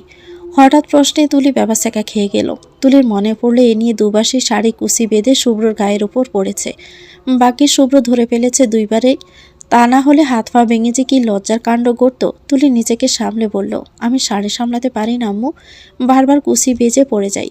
আফরোজা শুনলেন না, বরং তুলির হাত ধরে টেনে নিজের ঘরে নিয়ে যেতে যেতে বললেন, কিচ্ছু হবে না, আমি সুন্দর করে শিখিয়ে দিব কিভাবে শাড়ি পরতে হয়। একবার শিখিয়ে দিলে আর কুচি পায়ে লাগবে না। তুলি মৃদু হাসল। আফরোজা শাড়ি আর দু কাপড় আনলেন। তুলি বলল, কিন্তু সা কিছু হবে না, বলক আসুক, ততক্ষণে তো শাড়ি পরা হয়ে যাবে। শুভ্র কিন্তু শাড়ি পরা খুব পছন্দ করে, তুই জানিস। তুলি লজ্জা পেল। আবার শাড়ি গায়ে শুভ্রর সামনে পড়ে যাবে না তো। ইস, লজ্জায় এক্ষুনি তুলির হাত পা সব ঠান্ডা হয়ে যাচ্ছে। শুভ্রর সামনে দাঁড়াবে কি করে। আফরোজার কথা মতো তুলি চা বানালো শুভ্রর জন্য। চা কাপে ডেলি নিয়ে যাবে। হঠাৎই আফরোজা থামালেন, বললেন, তুলি দাঁড়াতো, তোর মধ্যে কিছু একটা মিসিং। আমি বুঝতে পারছি কি, আমি নিয়ে আসছি ঘর থেকে। তুলি চায়ের কাপ হাতে নিয়ে বোকা বোকা চেহারায় মাথা দুলালো। আফরোজা গেলেন আর এলেন। হাতে করে নিয়ে এলেন এক পাতা টিপ। তুলি টিপ দেখে অবাক হলো। টিপ শাড়ির সঙ্গে তো সবসময় পরে তুলি, আজ একদমই মনে ছিল না। কোথায় ছিল মন? অবশ্যই ইদানিং তুলির মন একটু খুইয়ে খুইয়েই থাকে।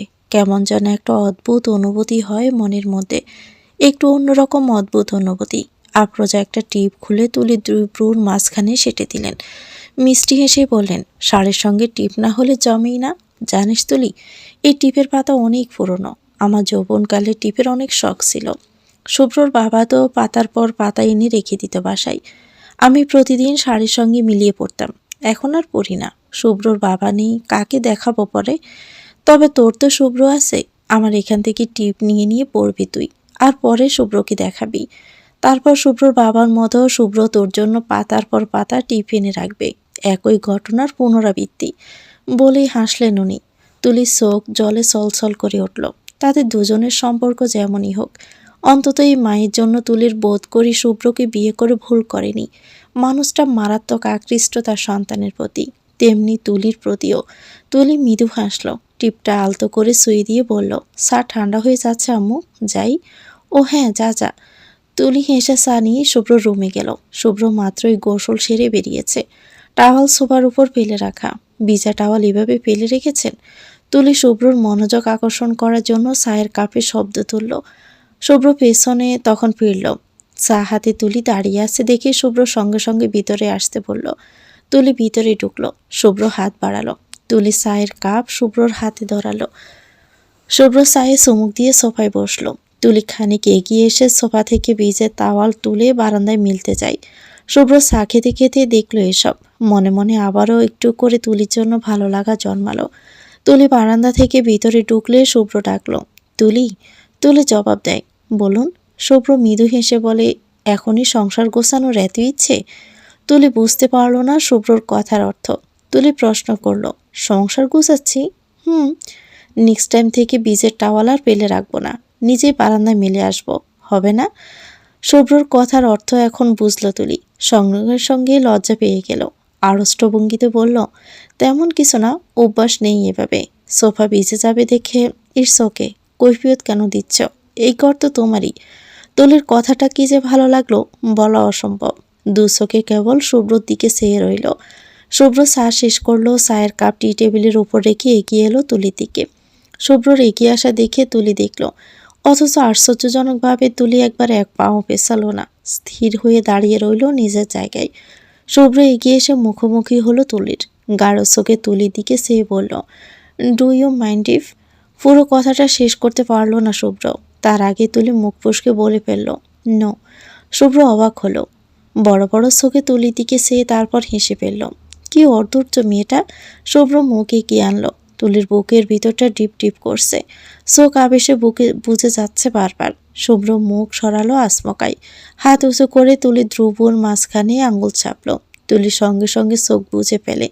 শুভ্র তুলির টিপ সোজা করে দিল। তুলি অবাক হয়ে চোখ খুলল। শুভ্র হালকা হেসে সরে দাঁড়ায়। তুলি ফেল ফেল চোখে শুভ্রর দিকে চেয়ে আসে। শুভ্র মৃদু হেসে বলল, টিপ সোজা করে পড়বে, বাঁকা করলেও সমস্যা নেই। এই শুভ্র স্কেল দিয়ে মেপে সোজা করে দেওয়ার জন্য তো আছেই। তুলি কিছুক্ষণ শুভ্রর দিকে এভাবেই চেয়ে রইল। শুভ্রও তাকালো। পরপর তুলির হুঁশ ফিরলে দৌড়ে ঘর থেকে ছুটে পালালো। দরজার ওপাশে এসে দরজার হাতলে হাত রেখে জোরে জোরে নিঃশ্বাস ফেলতে লাগলো। শুভ্র বোধহয় তুলিকে শ্বাসকষ্ট দিয়েই মেরে ফেলবে, এমনভাবে কথা বলে যে তুলি দুনিয়ায় পড়ে পড় হয়ে যায়। হঠাৎ দরজার ওপাশ থেকে শুভ্র বলে ওঠে, আমি তোমায় দেখতে পাচ্ছি Tuli, your hide and seek game is not working.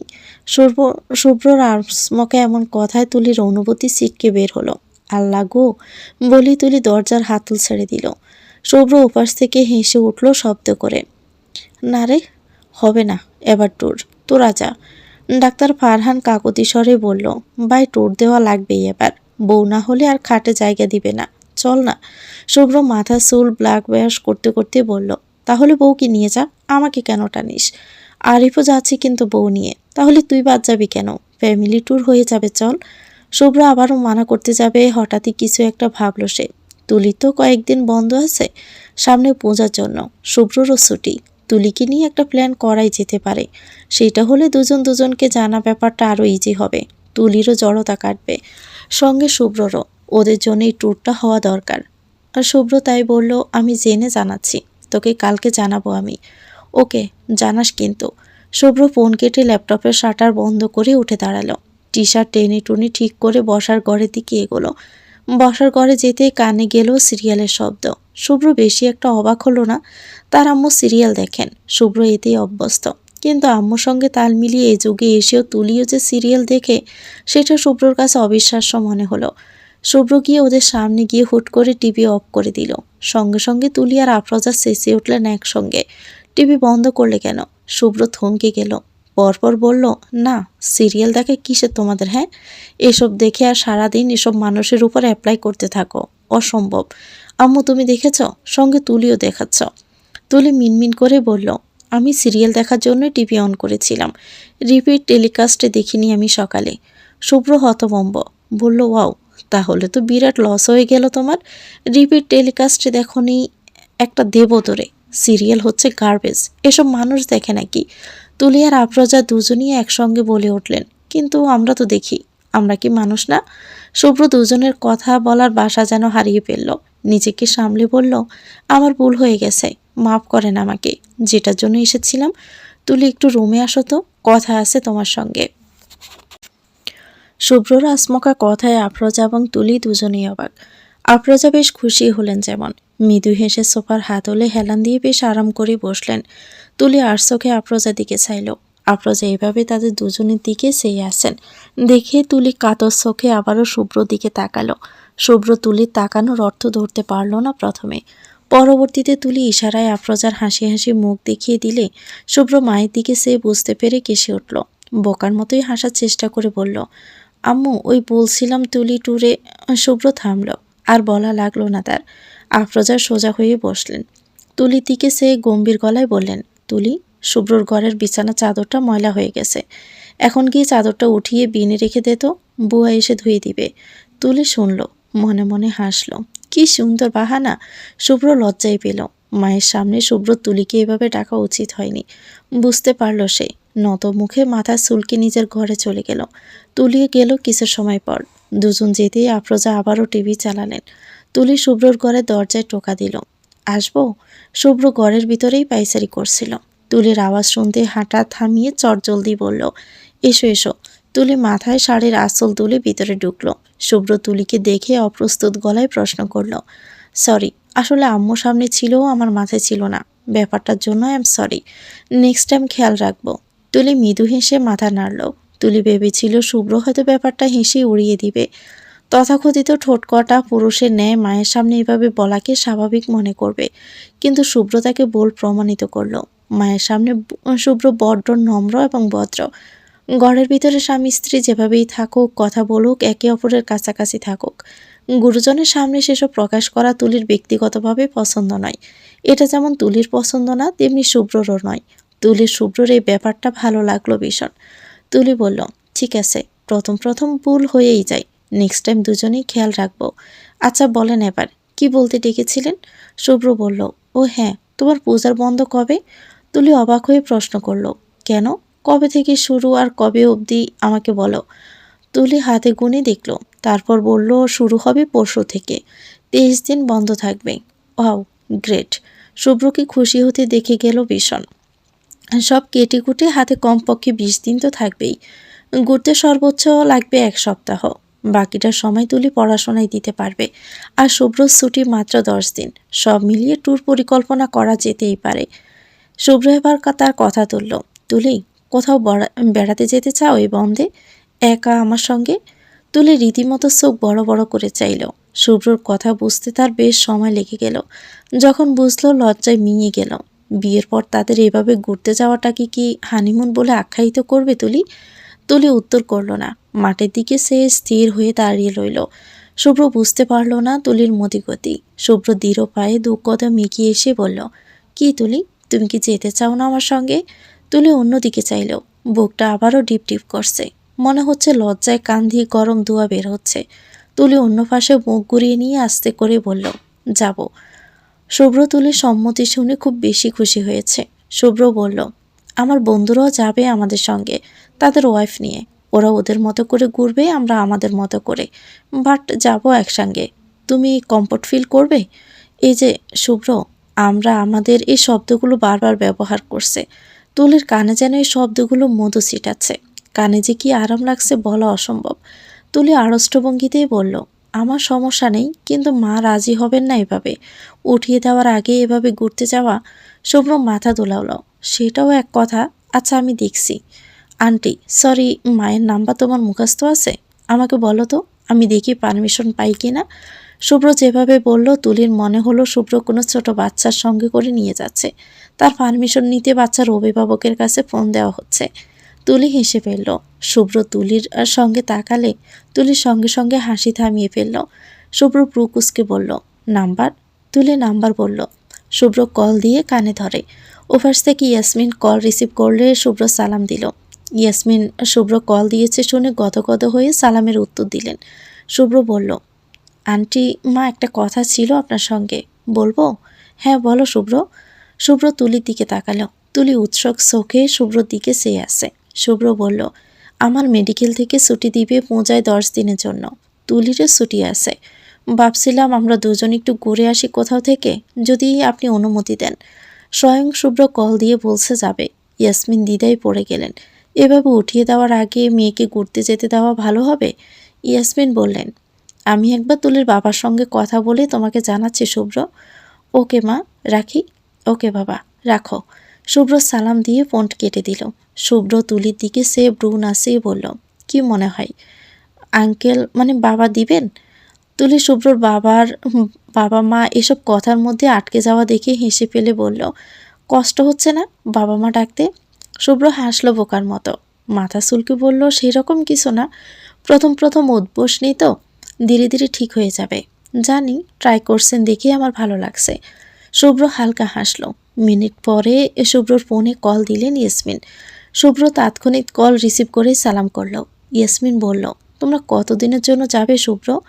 1 সপ্তাহ। আচ্ছা যাও তাহলে, খেয়াল রাখবে দুজনের। কবে যাচ্ছ? পরশু। আচ্ছা। শুভ্র আরও কিছু টুকটাক কথা বলে ফোন কাটল। তুলি শুভ্রর দিকে চাইল। শুভ্র বলল, রাজি তারা। তুমি আজ বাসায় গিয়ে ব্যাগপত্র গুছিয়ে নিও, আমিও আমার সব গুছিয়ে নিব। কিন্তু আম্মু? আম্মু কোথায় থাকবে? আগের বুয়া তো নেই এখন।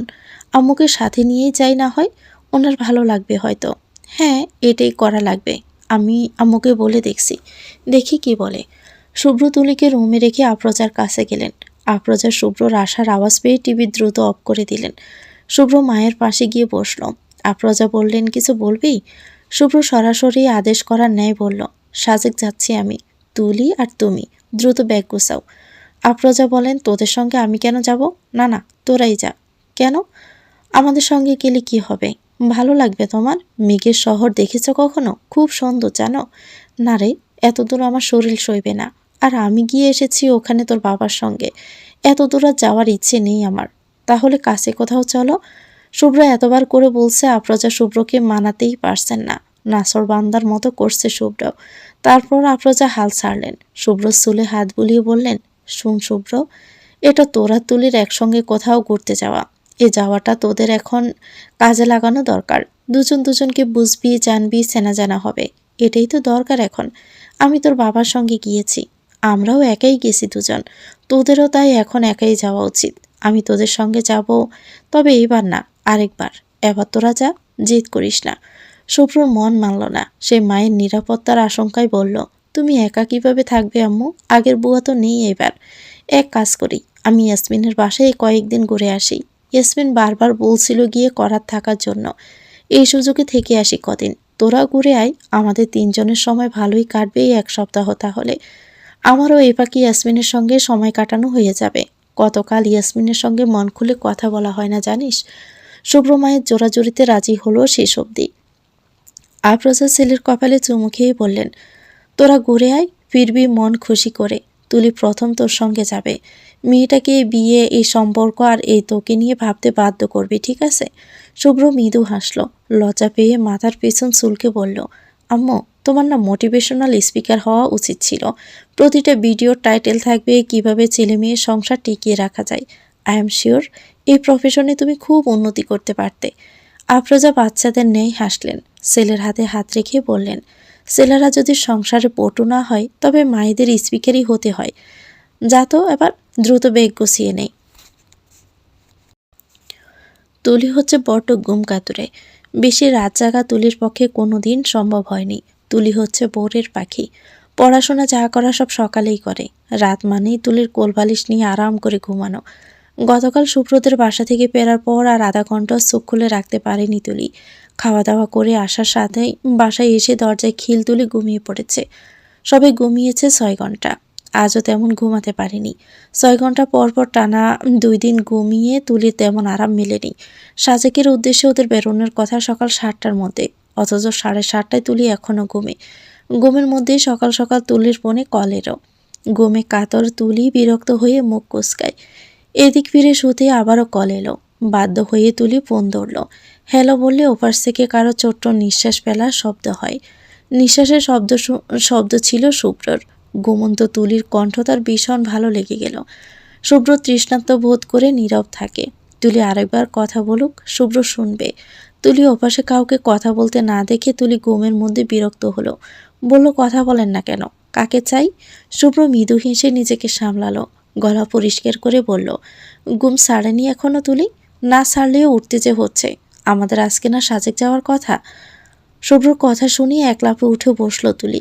কান থেকে ফোন নামিয়ে একবার নাম্বার দেখে নেয়। শুভ্র লাইনে দেখেই তুলি চটজলদি সালাম করে বসলো। শুভ্র সালামের উত্তর দেয়। তুলি একবার ঘড়ি দেখল। ইস, তাদের অলরেডি লেট হয়ে গেছে। তুলি জিহ্বা কামড়ে বলল, সরি, দেরি হয়ে গেছে না? 10 মিনিট টাইম দিন আমাকে, আমি জটপট রেডি হয়ে বেরিয়ে যাচ্ছি। বাস স্টেশন কোনটা? শুভ্র বলল, হ্যাঁ অবশ্যই। বাস স্ট্যান্ড হলো শুভ্র বাস স্টেশন। চলে যাও দ্রুত। কৌতুক করে বলল শুভ্র। তুলি বেবাসাকা খেয়ে যায়। কি বলল শুভ্র ঘুমের ঘরে কিছুই বুঝলো না তুলি। বোকার মতো করে বসে বলল, হ্যাঁ, শুভ্র বাস স্টেশন? শুভ্র হাসলো এবার, বলল, yes, your personal bus station. Shubhra bus station আর 10 মিনিটের মধ্যে তোমার বাসার নিচে থাকবে। ঝটপট ব্যাগ নিয়ে বেরিয়ে যাও। আমি কিন্তু উপরে উঠবো না, ওই টাইম এখন নাই আমাদের। তুলি বুঝলো এবার, হেসে ফেলল, বলল, ওকে। তুলি ফোন কেটে এক লাফে উঠে বসলো বিছানা থেকে। বিছানা ঝটপট গুছিয়ে মায়ের রুমে গেল। ইয়াসমিন জুবাইরকে জড়িয়ে ধরে ঘুমাচ্ছেন। তুলি অন্ধকারে আলগোছে মায়ের কাছে গিয়ে মাকে ডাকলো, আম্মু, ও আম্মু, ওঠো, আমি চলে যাচ্ছি। ইয়াসমিন কয়েকবার ডাকার পর চোখ খুললেন। তুলিকে মাথার পাশে এলোমেলো চুলে দাঁড়িয়ে থাকতে দেখে ভয়ে উঠে বসলেন। তুলি বলল, শুভ্র স্যার এসেছেন, আমাকে নিচে নামতে বলছেন। ঘুমের ঘরে ইয়াসমিন ভুলিয়ে বসলেন তুলি যাওয়ার কথা। বললেন, তুই আবার কই যাবি? তুলি বিরক্ত হলো। টি টেবিল থেকে ইয়াসমিনের চশমা নিয়ে চোখে পরিয়ে দিল। তারপর বলল, সাজেক যাচ্ছি, আমি রেডি হচ্ছি, তুমি এসো, দরজা লাগাবে। তুলি কথাটা বলে দৌড় দিয়ে নিজের রুমে চলে যায়। একটু পর ইয়াসমিন ঘুমের ঘুরে হেলে দুলে একটা সেদ্ধ ডিম নুন দিয়ে মাখিয়ে নিয়ে এসে তুলির ঘরের বিছানায় বসলেন। তুলি গোসল করে নতুন জামা পরে বের হলো। আয়নায় দাঁড়িয়ে চুল চাড়ছে। এ ফাঁকে ইয়াসমিন ডিমটা মুখে তুলে তুলিকে খাইয়ে দিলেন। তুলি কোনো রকমে ডিমটা খেয়ে হেয়ার ড্রায়ার দিয়ে চুল শুকিয়ে চুলে কাটা বেঁধে নিল। মুখে সাধারণ সাজ দিল। এসবের মধ্যেই শুভ্রর কল আসে। হ্যালো, শেষ তোমার? তুলি জবাব দিল, হ্যাঁ, বের হব? হ্যাঁ, নিচে আছি আমি। তুলি কল কেটে ব্যাগ নিয়ে বাহিরে গেল। ইয়াসমিন দরজার সামনে তুলি শরীরে দোয়া পড়ে পু দিয়ে দিলেন। তারপর বললেন, সাবধানে যাবি, আর শুভ্রর সঙ্গে কোনো প্রকার বেয়াদবি করবি না। ওখানে গিয়ে তোর শাশুড়িকে কল দিয়ে জানাবি যে তোরা পৌঁছেছিস। শুভ্র খেয়াল রাখবি। শাশুড়িকে কল করে বারবার জিজ্ঞেস করবি, মায়া বাড়বে তার। খাওয়া দাওয়া ঠিকঠাক মতো করবি। ব্যাগে মেডিসিন আছে, অসুস্থ হলে মেডিসিন নেবি। বারবার করে বলে দিচ্ছি, শুভ্রকে নারাজ করবি না। চিল্লাপাল্লা দৌড়ঝাঁপ এসব করবি না একদম। তুলি এত সব উপদেশ শুনে এক পর্যায়ে বিরক্ত হয়ে বলল, শুভ্র স্যারকে নিয়ে তোমার এত চিন্তা আম্মু? কই, আমাকে নিয়ে তো তোমার এত চিন্তা নেই। ইয়াসমিন হেসে বললেন, যখন নিজের মেয়ে বিয়ে দিবি তখন বুঝতে পারবি। তুলি পায়ে জুতো পরতে পরতে বলল, সে অনেক দেরি। আচ্ছা, আসি এখন, ভালো থাকবে, বাই। তুলি গাড়ির সামনে এলে শুভ্র ড্রাইভিং সিট থেকে নেমে তুলির জন্য দরজা খুলে দিল। শুভ্রর এই ছোট্ট কাজে তুলি খুশি হলো ভীষণ। মৃদু হেসে গাড়িতে উঠল। গাড়ি চলছে। শুভ্র বলল, আমরা এখন আরিফের বাসায় যাচ্ছি। ওখান থেকে মেনলি বড় গাড়ি করেই যাব সবাই, ঠিক আছে? সকালে তীব্র বাতাসে তুলির চুল উঠছে, বারবার শুভ্রর মুখের উপর পড়ছে। তুলির চুল থেকে বেশ সুন্দর একটা স্মেল আসছে। আজ বোধহয় শ্যাম্পু করেছে তুলি। শুভ্র চোখ বন্ধ করে নাক টেনে ঘ্রাণ নিল কিছু সময়। আরও কিছু সময় নেওয়ার ইচ্ছে ছিল, কিন্তু চুলের খোঁচার জন্য ড্রাইভিং করা যাচ্ছে না। তাই শুভ্র নিজেকে সামলে বলল, তুলি, তোমার চুল। তুলি জানালা থেকে মুখ সরিয়ে পাশে চাইল। শুভ্রর মুখে সব চুল উঠতে দেখে তুলি অপ্রস্তুত হয়ে সব চুল ঠিক করে খোপা করতে করতে বলল, সরি, আসলে আমার চুল অনেক সিল্কি তো, বাঁধলেও ঠিক জায়গায় থাকে না। শুভ্র ডান হাতে ড্রাইভ করতে করতে তুলির দিকে তাকালো। বলল, আমার মন্দ লাগেনি, পার্সোনালি আমার সিল্কি চুল ভালো লাগে। তুলি লজ্জা পেয়ে হাসলো। শুভ্র ড্রাইভ করছে। তারা এখন মহাখালীর দিকে যাচ্ছে। দেখতে দেখতে তুলির নজর শুভ্রর হাতের দিকে চলে যায়। সাদা শার্টের হাতা ফোল্ড করে কোনোই অবধি তুলে রাখা। দৃষ্টিগত হচ্ছে শুভ্রর হাতের পুরুষালী লোম। এক হাতে ড্রাইভ করার কারণেই হাতের পেশি ফুলে আছে। আলাদা রকম সুন্দর লাগছে শুভ্রকে ড্রাইভিং অবস্থায়। শুভ্র লক্ষ্য করলো তুলি শুভ্রর হাতের দিকে চেয়ে আছে। শুভ্র বারণ করল না, শুধুমাত্র মৃদু হাসলো। শুভ্র আর তুলি দাঁড়িয়ে আছে এই মুহূর্তে ডাক্তার আরিফের নিজস্ব মহাখালী ফ্ল্যাটের সামনে। ডাক্তার ফারহান এবং তার ওয়াইফও এখানেই। তুলিকে তারা আজ প্রথমবার দেখবেন, ছাত্রী হিসাবে নয়, শুভ্রর বউ হিসেবে। আরিফ এবং ফারহান দুজনেই শুভ্রর খুবই ক্লোজ।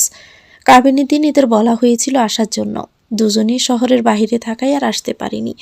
আজ তুলিকে দেখে তারা কেমন প্রতিক্রিয়া জানাবে ভাবলেই শুভ্র নার্ভাস হয়ে যাচ্ছে। মেডিকেলের most arrogant egoistic doctor Umair Hossain Shubhra সেই সবদি তার ছাত্রীকে বিয়ে করলো। পুরো ব্যাপারটাই তো লজ্জার।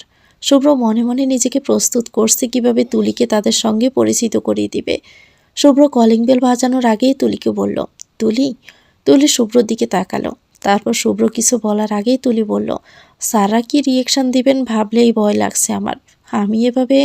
কিছু হবে না, তুমি ভয় পেও না। তুমি সুন্দর করে জাস্ট সালাম দিবে, বাকিটা আমি সামলে নিব। তুলি আশ্বস্ত হয়ে মাথা নাড়ল। শুভ্র কলিং বেল বাজালো। তারপর আরও একবার তুলির দিকে চেয়ে বলল, ডোন্ট ওয়ারি, আমি আছি না। তুলি এবার হাসল। শুভ্র যখন এইভাবে ম্যাজিক ভয়েসে কথা বলে তুলি যেন হারিয়েই যায়। তখন মনে হয় তুলি এই পৃথিবী মহাকাশ অবধি জয় করতে জানে। দরজা খুলল ডাক্তার আরিফ। তার সঙ্গে দাঁড়িয়ে আছেন ডাক্তার ফারহান। তারা শুভ্রকে দেখে হাই হ্যালো করবে তার আগেই দুজনের চোখ গেল পাশে নত মুখে দাঁড়িয়ে থাকা তুলির দিকে। তুলি হালকা আওয়াজে দুজনকে সালাম করল। শুভ্র এগিয়ে এসে দুজনকে মেনলি হাক করে। তবে তুলিকে একবার দেখে দুজনের কারোই এই জড়িয়ে ধরার দিকে মন নেই। দুজনই অবিশ্বাস্য চোখে তুলির দিকে চেয়ে আসে। শুভ্র সরে এসে তুলির কাঁধে হাত রাখল। কাঁধে প্রথম কোনো পুরুষের স্পর্শে তুলি চোখ তুলে চাইল।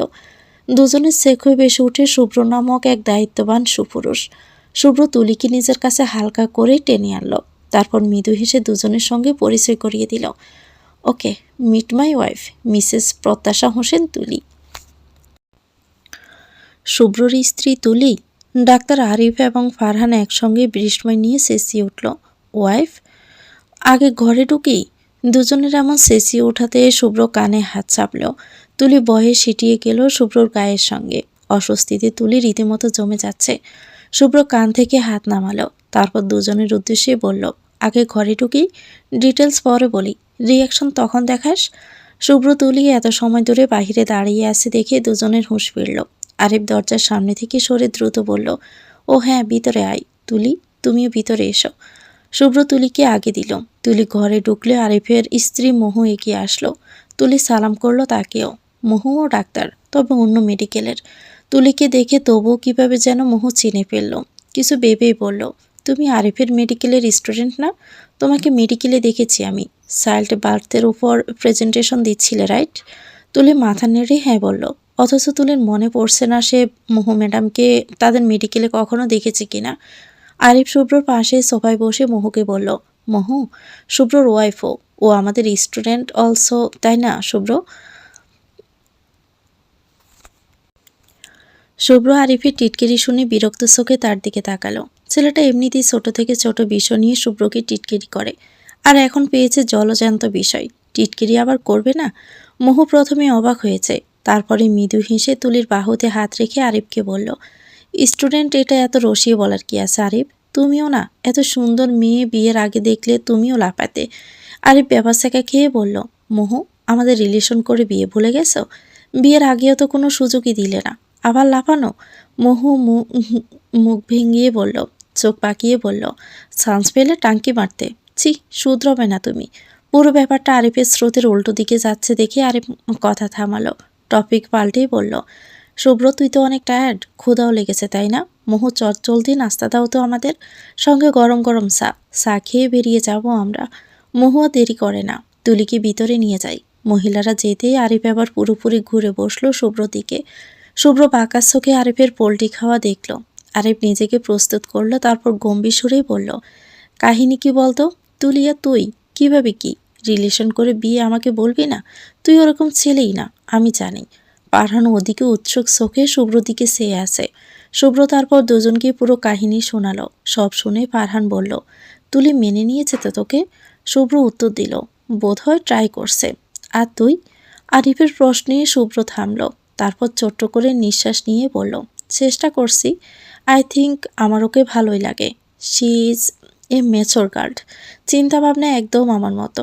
আর সবচেয়ে বড় কথা হচ্ছে তুলি আম্মুর সাথে খুবই ফ্রেন্ডলি। আম্মু তুলের সংস্পর্শে ভালো থাকে, যেমনটা আমি সব সময় চেয়ে এসেছি। বিয়ে নিয়ে আমি সবসময় ভয় পেতাম জানিস। সবসময় চিন্তা থাকতো যে মেয়ে আসবে আম্মুকে আমার মতো করে ভালোবাসবে কিনা। But now I am satisfied. তুলি সব দিকেই আমার থেকে বেস্ট লেগেছে, বাকিটা এখন ভাগ্য। সব শুনে আরিফ আর ফারহানকে নিশ্চিত হতে দেখা গেল। ফারহান বলল, এই ট্যুরটা তোদের জন্য খুবই কাজে দিবে।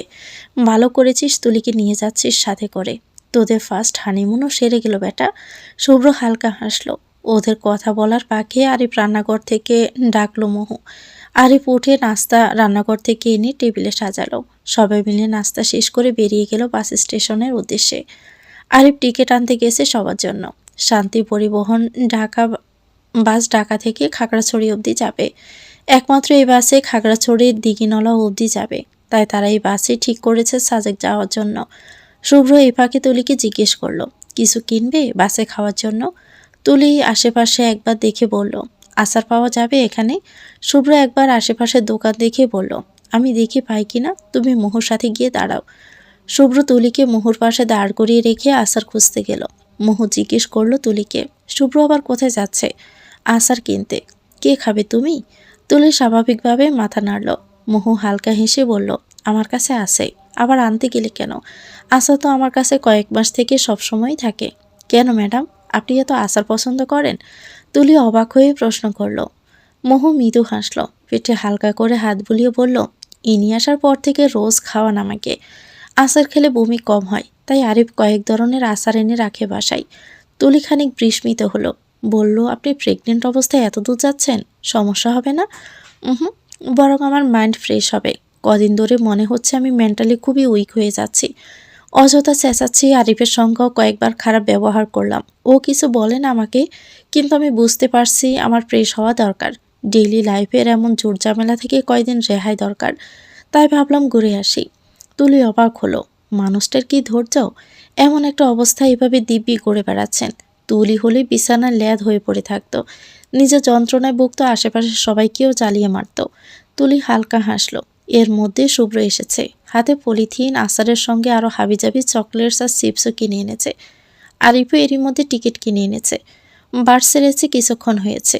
মোহু শরীর খারাপ লাগছে, আরিফের কাঁধে মাথা হেলান দিয়ে শুয়ে আছে। ফারহানের কাঁধে মাথা হেলিয়ে বাহিরের দিকে চেয়ে আছে দিয়া। তাদের দেখে তুলিরও ইচ্ছে করছে শুভ্রর কাঁধে মাথা রাখতে, কিন্তু সংকোচের কারণে সেটা আর হচ্ছে না। শুভ্র তো আগ বাড়িয়ে কিছুই বলছে না। তুলি মেয়ে হয়ে কিভাবে বলবে? সেই কখন থেকে ওরা দুজন চুপ করে বসে আছে বাসে। কেউ কি তাদের দেখে বলবে এরা সভ্য বিবাহিত কোনো কাপল? তুলি বিরক্ত হয়ে বাসের জানালায় মাথা ঠেকিয়ে বসে। বাস ক্রমাগতই নড়ছে, তাই তো তুলি ঠিকঠাক মাথা রাখতে পারছে না, উল্টো ব্যথা পাচ্ছে। তুলি তাও রাগে মাথা সরালো না, ঠেকিয়েই রাখলো। শুভ্র ফোনে এতক্ষণ কাজ করছিল। এক পর্যায়ে তার চোখ গেল তুলির দিকে। তুলি ঘুমে ডরে পড়ে যাচ্ছে, তাও কষ্ট করে চোখ খুলে রেখেছে। কপালে কি ব্যথা লাগছে না তুলির? শুভ্রর বলতে ইচ্ছে করলো, তুলি চাইলে শুভ্রর কাঁধে মাথা রাখতে পারে, কিন্তু লজ্জার সংকোচে বলতেও পারছে না। তাও সে বলল, তুলি, তুলি, এভাবে ঘুমিও না, কপাল পড়ে যাবে বাসে ধাক্কায়, রাস্তাটা বেশি ভালো না। তুলি ধ্যান ভাঙে, ঘুম থেকে উঠে বসে আবারও সোজা হয়। শুভ্রর দিকে চাই, ঘুমে চোখ মিলতেও পারছে না তুলি। চোখ গড়িয়ে ঘুমানোর জায়গায় খুঁজছে সে। শুভ্র বলল, কি দেখছো? তুলি লম্বা হামি তুলে বলল, ঘুমাবো কোথায় আমি? সিটটা পেছনে হেলানো যায় না আর? শুভ্র সিটটা হাত দিয়ে একবার দেখল, তারপর বলল, না আর তো যাবে না। তুলি তখন শুভ্রর মাথায় মারতে ইচ্ছে হলো, বলতে ইচ্ছে হলো, আপনার বুক আর কাঁধ থাকতে আমি কেন সিটে মাথা দিয়ে ঘুমাবো? কিন্তু বলতে পারল না। তাদের সম্পর্কটা আর 8-10টা স্বাভাবিক কাপলদের মতো নয়। তাই দুজনের কেউই চাইলে স্বাভাবিক কাপলদের মতো আচরণ করতে পারছে না। তুলে দীর্ঘশ্বাস ফেলল, হাল ছেড়ে দিয়ে শেষমেশ সোজা সিটেই হেলান দিয়ে ঘুমানোর চেষ্টা করে।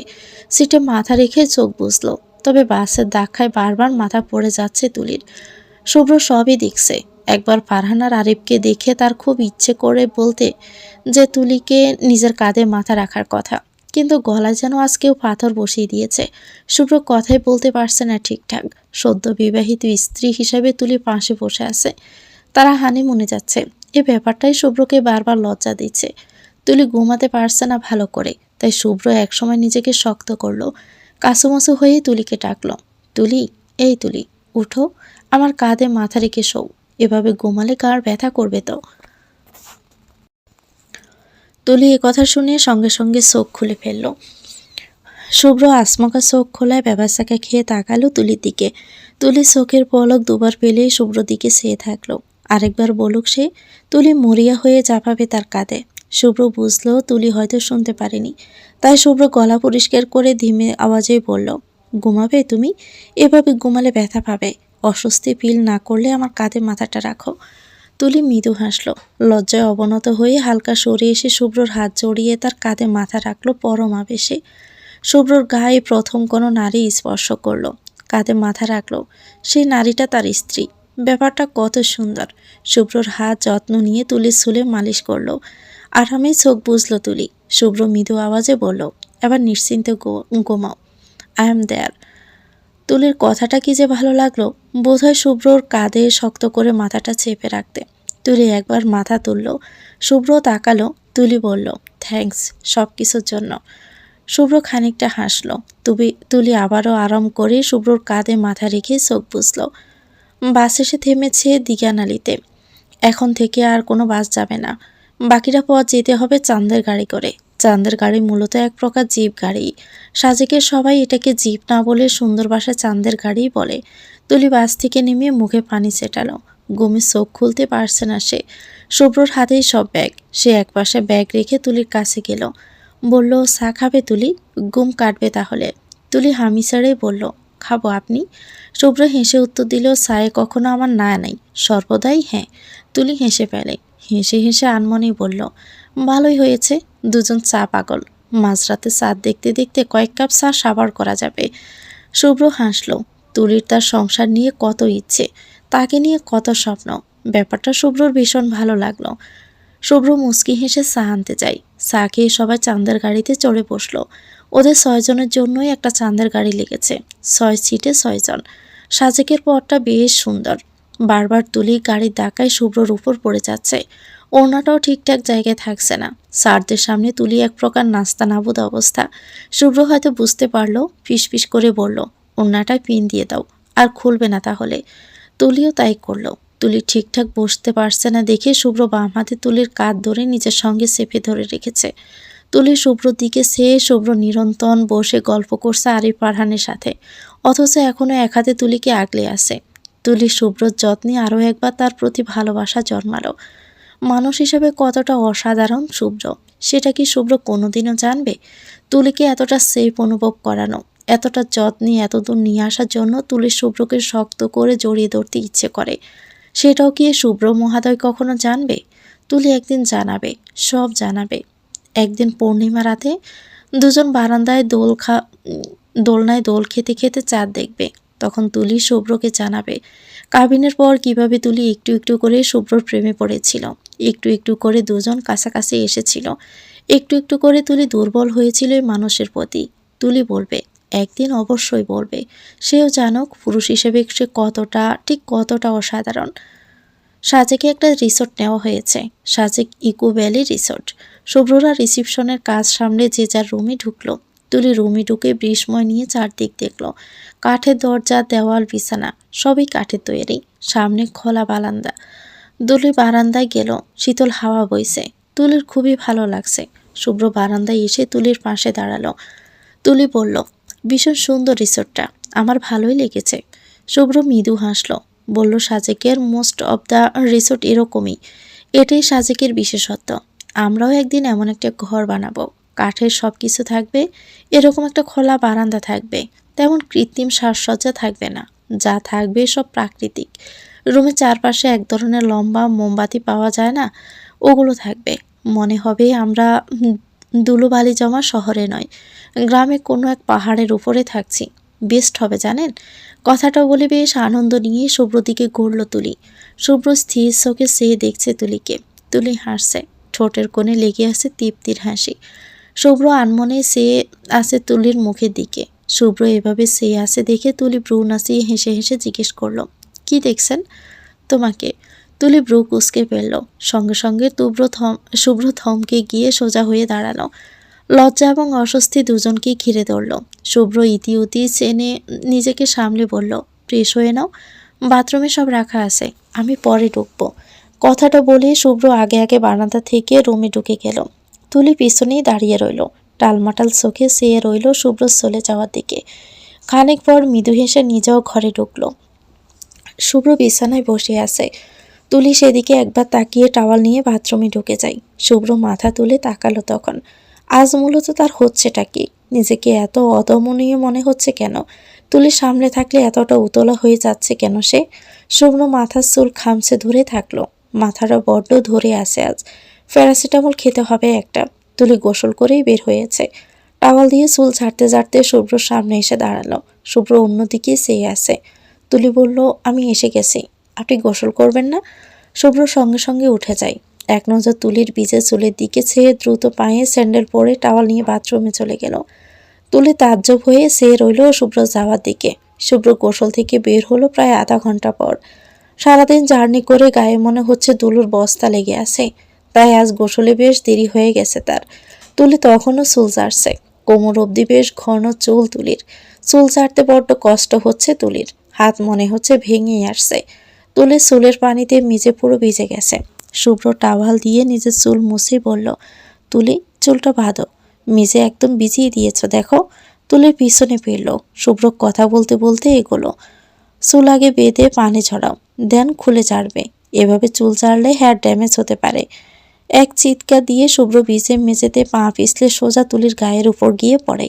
এভাবে পায়ে পড়ায় তুলি শুভ্রর ভার সহ্য করতে না পেরে সোজা গিয়ে পড়ল বিছানার উপর। হঠাৎ তাল সামলাতে না পেরে শুভ্রর হাত পিছিয়ে ধরল তুলির মেধহীন কোমর। ঠোঁট ছুঁয়ে গেল একদম তুলির গলার নিচের অংশে। জীবনের প্রথম এমন স্পর্শে তুলি এক প্রকার থমকে যায়। শুভ্রর সঙ্গে সঙ্গে মুখ তুলল তুলির গলা থেকে। হঠাৎ করে সম্পূর্ণ পরিস্থিতিটা উল্টো স্রোতে ঘুরে গেল, যেন এক নতুন দম্পতির। শুভ্রর সমস্ত ভার তুলির উপর পড়তে এক প্রকার চ্যাপ্টা হয়ে গেল তুলি। চোখ খিচে রেখে শুভ্রর বুকে দুহাত চাপ দিয়ে শুভ্র চটচল দিয়ে তুলির উপর থেকে উঠে পড়ে। তুলির বুক ওঠানামা করছে, ভয় পেয়ে গেছে ও। সঙ্গে প্রথমবারের নেই শুভ্র ঠোঁটের স্পর্শ হৃদয়ে তীব্র আবেশের জন্ম দিচ্ছে। শুভ্র উঠে বসে কিছুক্ষণ মাথা নিচু করে বসে পায়ে পা ঘষতে থাকলো। তুলি শুয়ে আছে, এখনো ঠিক হতে পারছে না সে। তুলির কোনো সাড়া শব্দ না পেয়ে শুভ্র পিছনে ঘুরল। তুলি শুয়ে আসে দেখে তার ডান হাত বাড়িয়ে দিল তুলির দিকে, কিন্তু কিছু বলল না। তুলি ছোট ছোট নিঃশ্বাস ফেলে নিজেকে শান্ত করার চেষ্টা করে। হাত বাড়িয়ে শুভ্রর হাত চেপে ধরে আস্তে করে উঠে বসলো। তারপর দুজনেই চুপচাপ শুভ্রর মেঝের দিকে চেয়ে আছে। তুলিও সেরকম ভাবেই বসে আছে। খানিক পর হঠাৎই দুজন একসঙ্গে বলে উঠল, সরি। নিজেরা বলে নিজেরাই অবাক হয়ে গেল। একে অপরের দিকে কিছুক্ষণ চেয়ে রইল। শুভ্র প্রথমে হেসে ফেলল। তুলিও শুভ্র দেখা দেখে হেসে উঠল। শুভ্র বলল, সরি বলা দরকার নেই আমাদের কারোরই, it's pretty normal between us. তুলি হঠাৎই এমন কথা শুনে কিছুটা লজ্জা পেয়ে যায়। কপালের বীজে চুল কানের পিছনে গুছতে গুছতে বলল, হুম। হঠাৎই শুভ্র বিছানার দিকে চাইল, তারপর দ্রুত উঠে দাঁড়ালো। তুলি, তুমি তো চুলের পানিতে বিছানাটাও ভিজিয়ে দিয়েছ। শুভ্রর কথা শুনে তুলি পিছনে তাকালো। বিছানার একটা অংশ ভিজে গেছে। তুলি দাঁত দিয়ে জিভড়ে কামড়ে বাঁকা চোখে শুভ্রর দিকে তাকালো। শুভ্র ব্রু কুঁচকে চেয়ে আছে তুলির দিকে। তুলি মিনমিন করে বলল, সরি, আসলে আমার চুল ঘন তো তাই।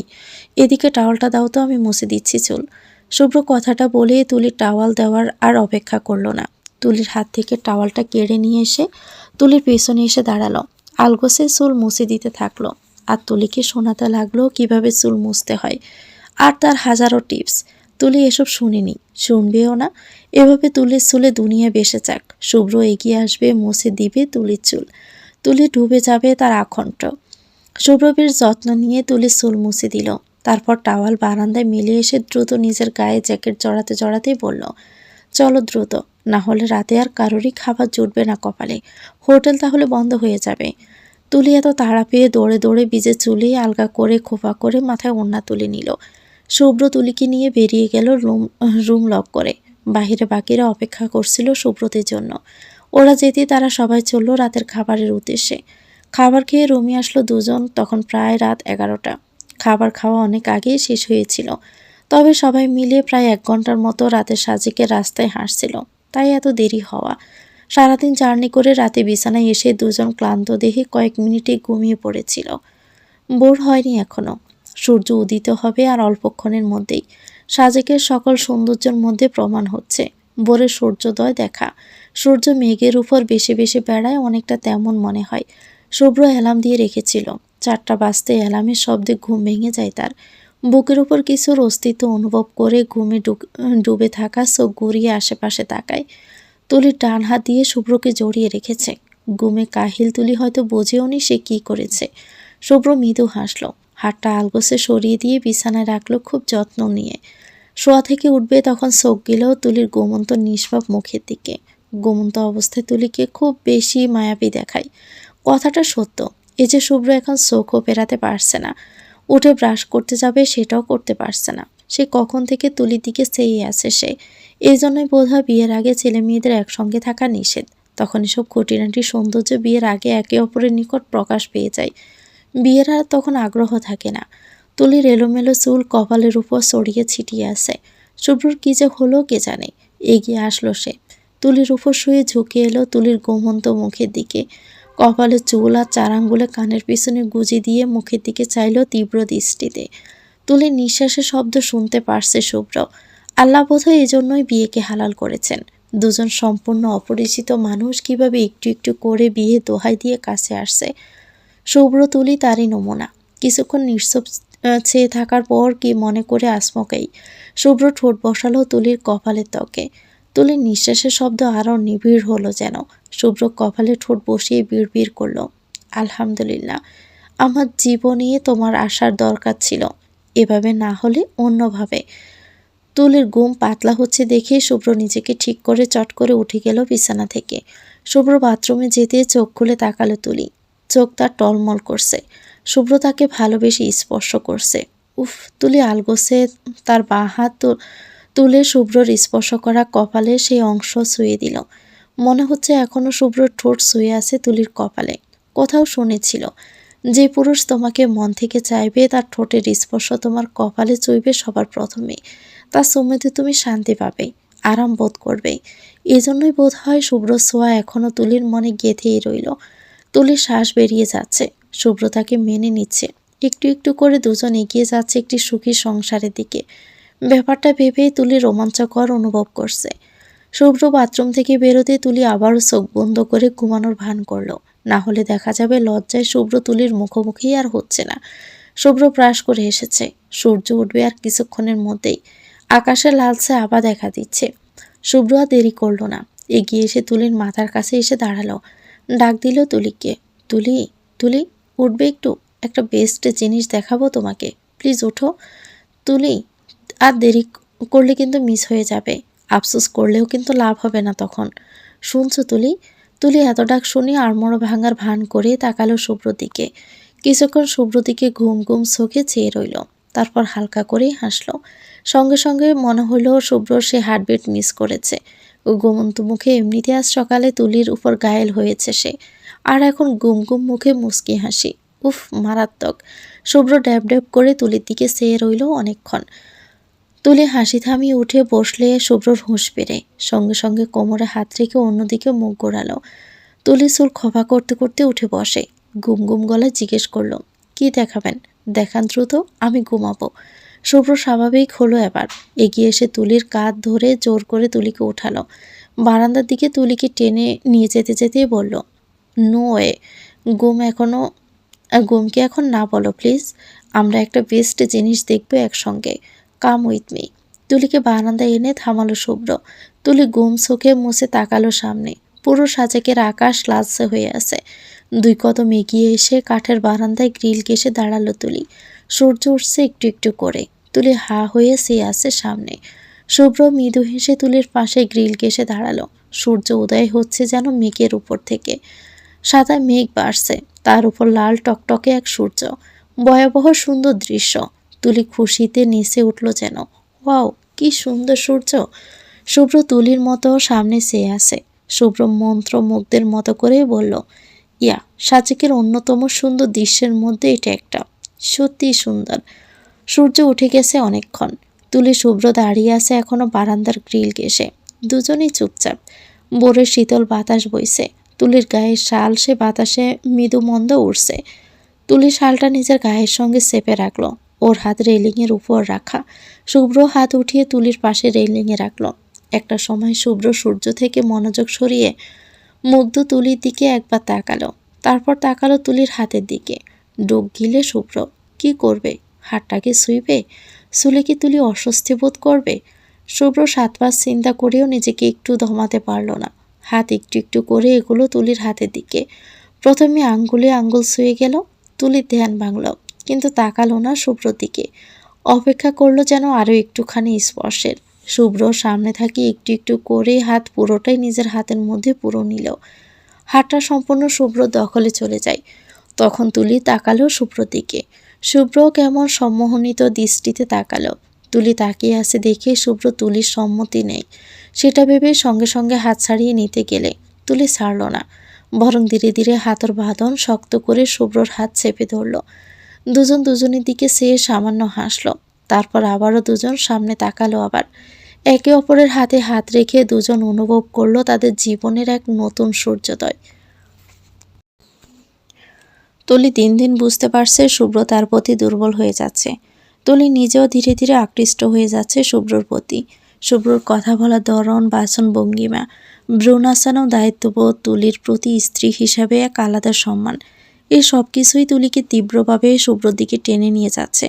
তুলি আয়নার সামনে দাঁড়ালো। আজ সন্ধ্যায় ছোটোখাটো বারবিকিউ পার্টির আয়োজন করেছে সবাই মিলে। তুলি বাসা থেকে আসার সময় কোনো শাড়ি আনেনি, কিন্তু এখন শুনছে পার্টিতে নাকি সবাই শাড়ি পরবে। এটা শুনে কোথা থেকে শাড়ি জোগাড় করে তুলির হাতে ধরিয়ে দিল শুভ্র। তুলি সেই শাড়িটা পরে আয়নার সামনে দাঁড়িয়ে এত সাতপাঁচ চিন্তা করছে। তুলি অপেক্ষা করছে শুভ্র কখন ঠিক আর কতদিন পর নিজের অনুভূতি কনফেস করবে। তুলি মেয়ে, চাইলেও আগ বাড়িয়ে কিছু বলতেই পারছে না। তাছাড়া তাদের সম্পর্কটা আলাদা ছিল শুরুতেই, সেটাও একটা বাধা বলা চলে। তাই তুলি এখানে নীরব। করুক না, না হয় আরও কিছুটা অপেক্ষা, তার লজ্জা ভাঙলেই হয়। তুলি প্রায় তৈরি। শুভ্র কল এলো তখনই। তুলি কল ধরল। ওপাশ থেকে শুভ্র ব্যস্ত ভঙ্গিতে জানতে চাইল, তুমি তৈরি? নিচে আসো, আমরা এখানেই আছি। একা আসতে পারবা তো? পারবো, চিন্তা নেই। তাহলে আসো, রাখছি। শুভ্র কল কাটল। তুলি শেষবারের মতো আয়নায় নিজেকে দেখে নিল। ভালোই দেখাচ্ছে তাকে। তুলি শরীরে ভালো করে আঁচল জড়িয়ে নিয়ে বেরিয়ে এলো রুম থেকে। নিচে এসে দেখে শুভ্র আর তার বন্ধুরা মিলে কয়লা পরিয়ে বারবিকিউ বানাচ্ছে। তুলি শুভ্রকে দেখল। কালো রঙের শার্টের হাতা ফোল্ড করা কোনোই অবধি, সামনে দুটো বোতাম খুলে কলার ছেড়ে দেওয়া, ডান হাতে কয়লা লেগে আছে, কপালেও কয়লা সেটে। তবে তাতেও কি ভয়াবহ সুন্দর দেখাচ্ছিল তখন শুভ্রকে। তুলি তখন মনে হয়েছে সে এই প্রথমবারের মতো শুভ্রর উপর ক্রাশ খেয়েছে। তুলি হা করেই শুভ্রকে দেখছিল।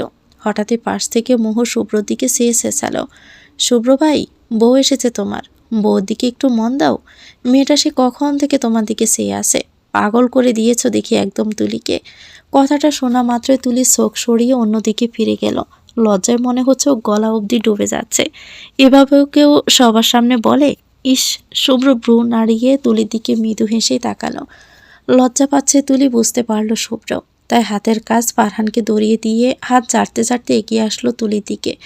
শুভ্র এগোচ্ছে দেখে তুলি শাড়ির আঁচল খামছে ধরে অন্যদিকে ফিরল। শুভ্র পিছনে এসে দাঁড়ালো। পিছন থেকে বলল, কি ব্যাপার, আমাকেই দেখছিলে নাকি এতক্ষণ, মিস ছাত্রী? তুলি লাজুক হাসল। তারপর নিজেকে সামলে শুভ্র দিকে ফিরে বেশ ভাব নিয়ে বলল, আমি আপনাদের রান্না করা দেখছিলাম। কথাটা বলে আমার মুখ টিপে হেসে অন্যদিকে মুখ গোড়ালো তুলি। শুভ্র তুলি থুতনি চেপে ধরে নিজের দিকে ফেরালো, ভ্রু নাচালো। Are you sure? তুলি দ্রুত উপর নিচে মাথা নাড়ালো। শুভ্র হেসে ফেলে তুলির মুখটা ছেড়ে দিয়ে বলল, আচ্ছা বাদ দাও, ক্ষুধা পেয়েছে? তুলি স্বাভাবিক হওয়ার চেষ্টা করলো। মৃদু আওয়াজে বলল, এখন অবধি না। শুভ্র বাম হাতের কবজি জড়িয়ে থাকা ঘড়ি দেখল। টাইম দেখে নিয়ে বলল, একটু অপেক্ষা করো, ঘণ্টাখানেকের মধ্যে খাবার রেডি হয়ে যাবে আই থিঙ্ক। তুমি মুহুদের পাশে গিয়ে গল্প করো, আমি রান্নাতে যাচ্ছি। তুলি প্রশ্ন করল, আমি হেল্প করব? তুলি বিস্মিত হলো শুভ্র। তারপর সামান্য হাসল। তুলির কপালে 2 আঙ্গুল টোকা দিয়ে বলল, আজ্ঞে না, রান্নার জন্য পুরো জীবন পড়ে আছে। এই রান্নাটুকু আমাকেই করতে দিন। আপাতত যান, গল্প করুন গিয়ে। তুলি এভাবে আপনি আপনি করে শুভ্র ঠাট্টা করায় হেসে ফেলে। শুভ্রকে পাশ কাটিয়ে 2 কদম সামনে যেতে পিছন থেকে শুভ্র ডাকল, তুলি। শুভ্র যখন এভাবে ডাকে তুলির বোধ হয় হাজারো ফুল জুড়ে তুলির কানের কাছে জমজমিয়ে ওঠে। তুলি পিছন ফিরে চাইল। শুভ্র প্রথমেই হালকা করেই হাসল। তারপর মাথা চুলকে এগিয়ে তুলির মুখোমুখি দাঁড়ালো। তুলি ভ্রু উঁচু করে জিজ্ঞেস করল, কি কিছু বলবেন? শুভ্র গড়িমসি করল খানিক। কিছু বলবো করেও মুখ ফুটে বেরোচ্ছে না। তুলি অধীর আগ্রহে দাঁড়িয়ে আছে শুভ্রর কথা শুনবে বলে।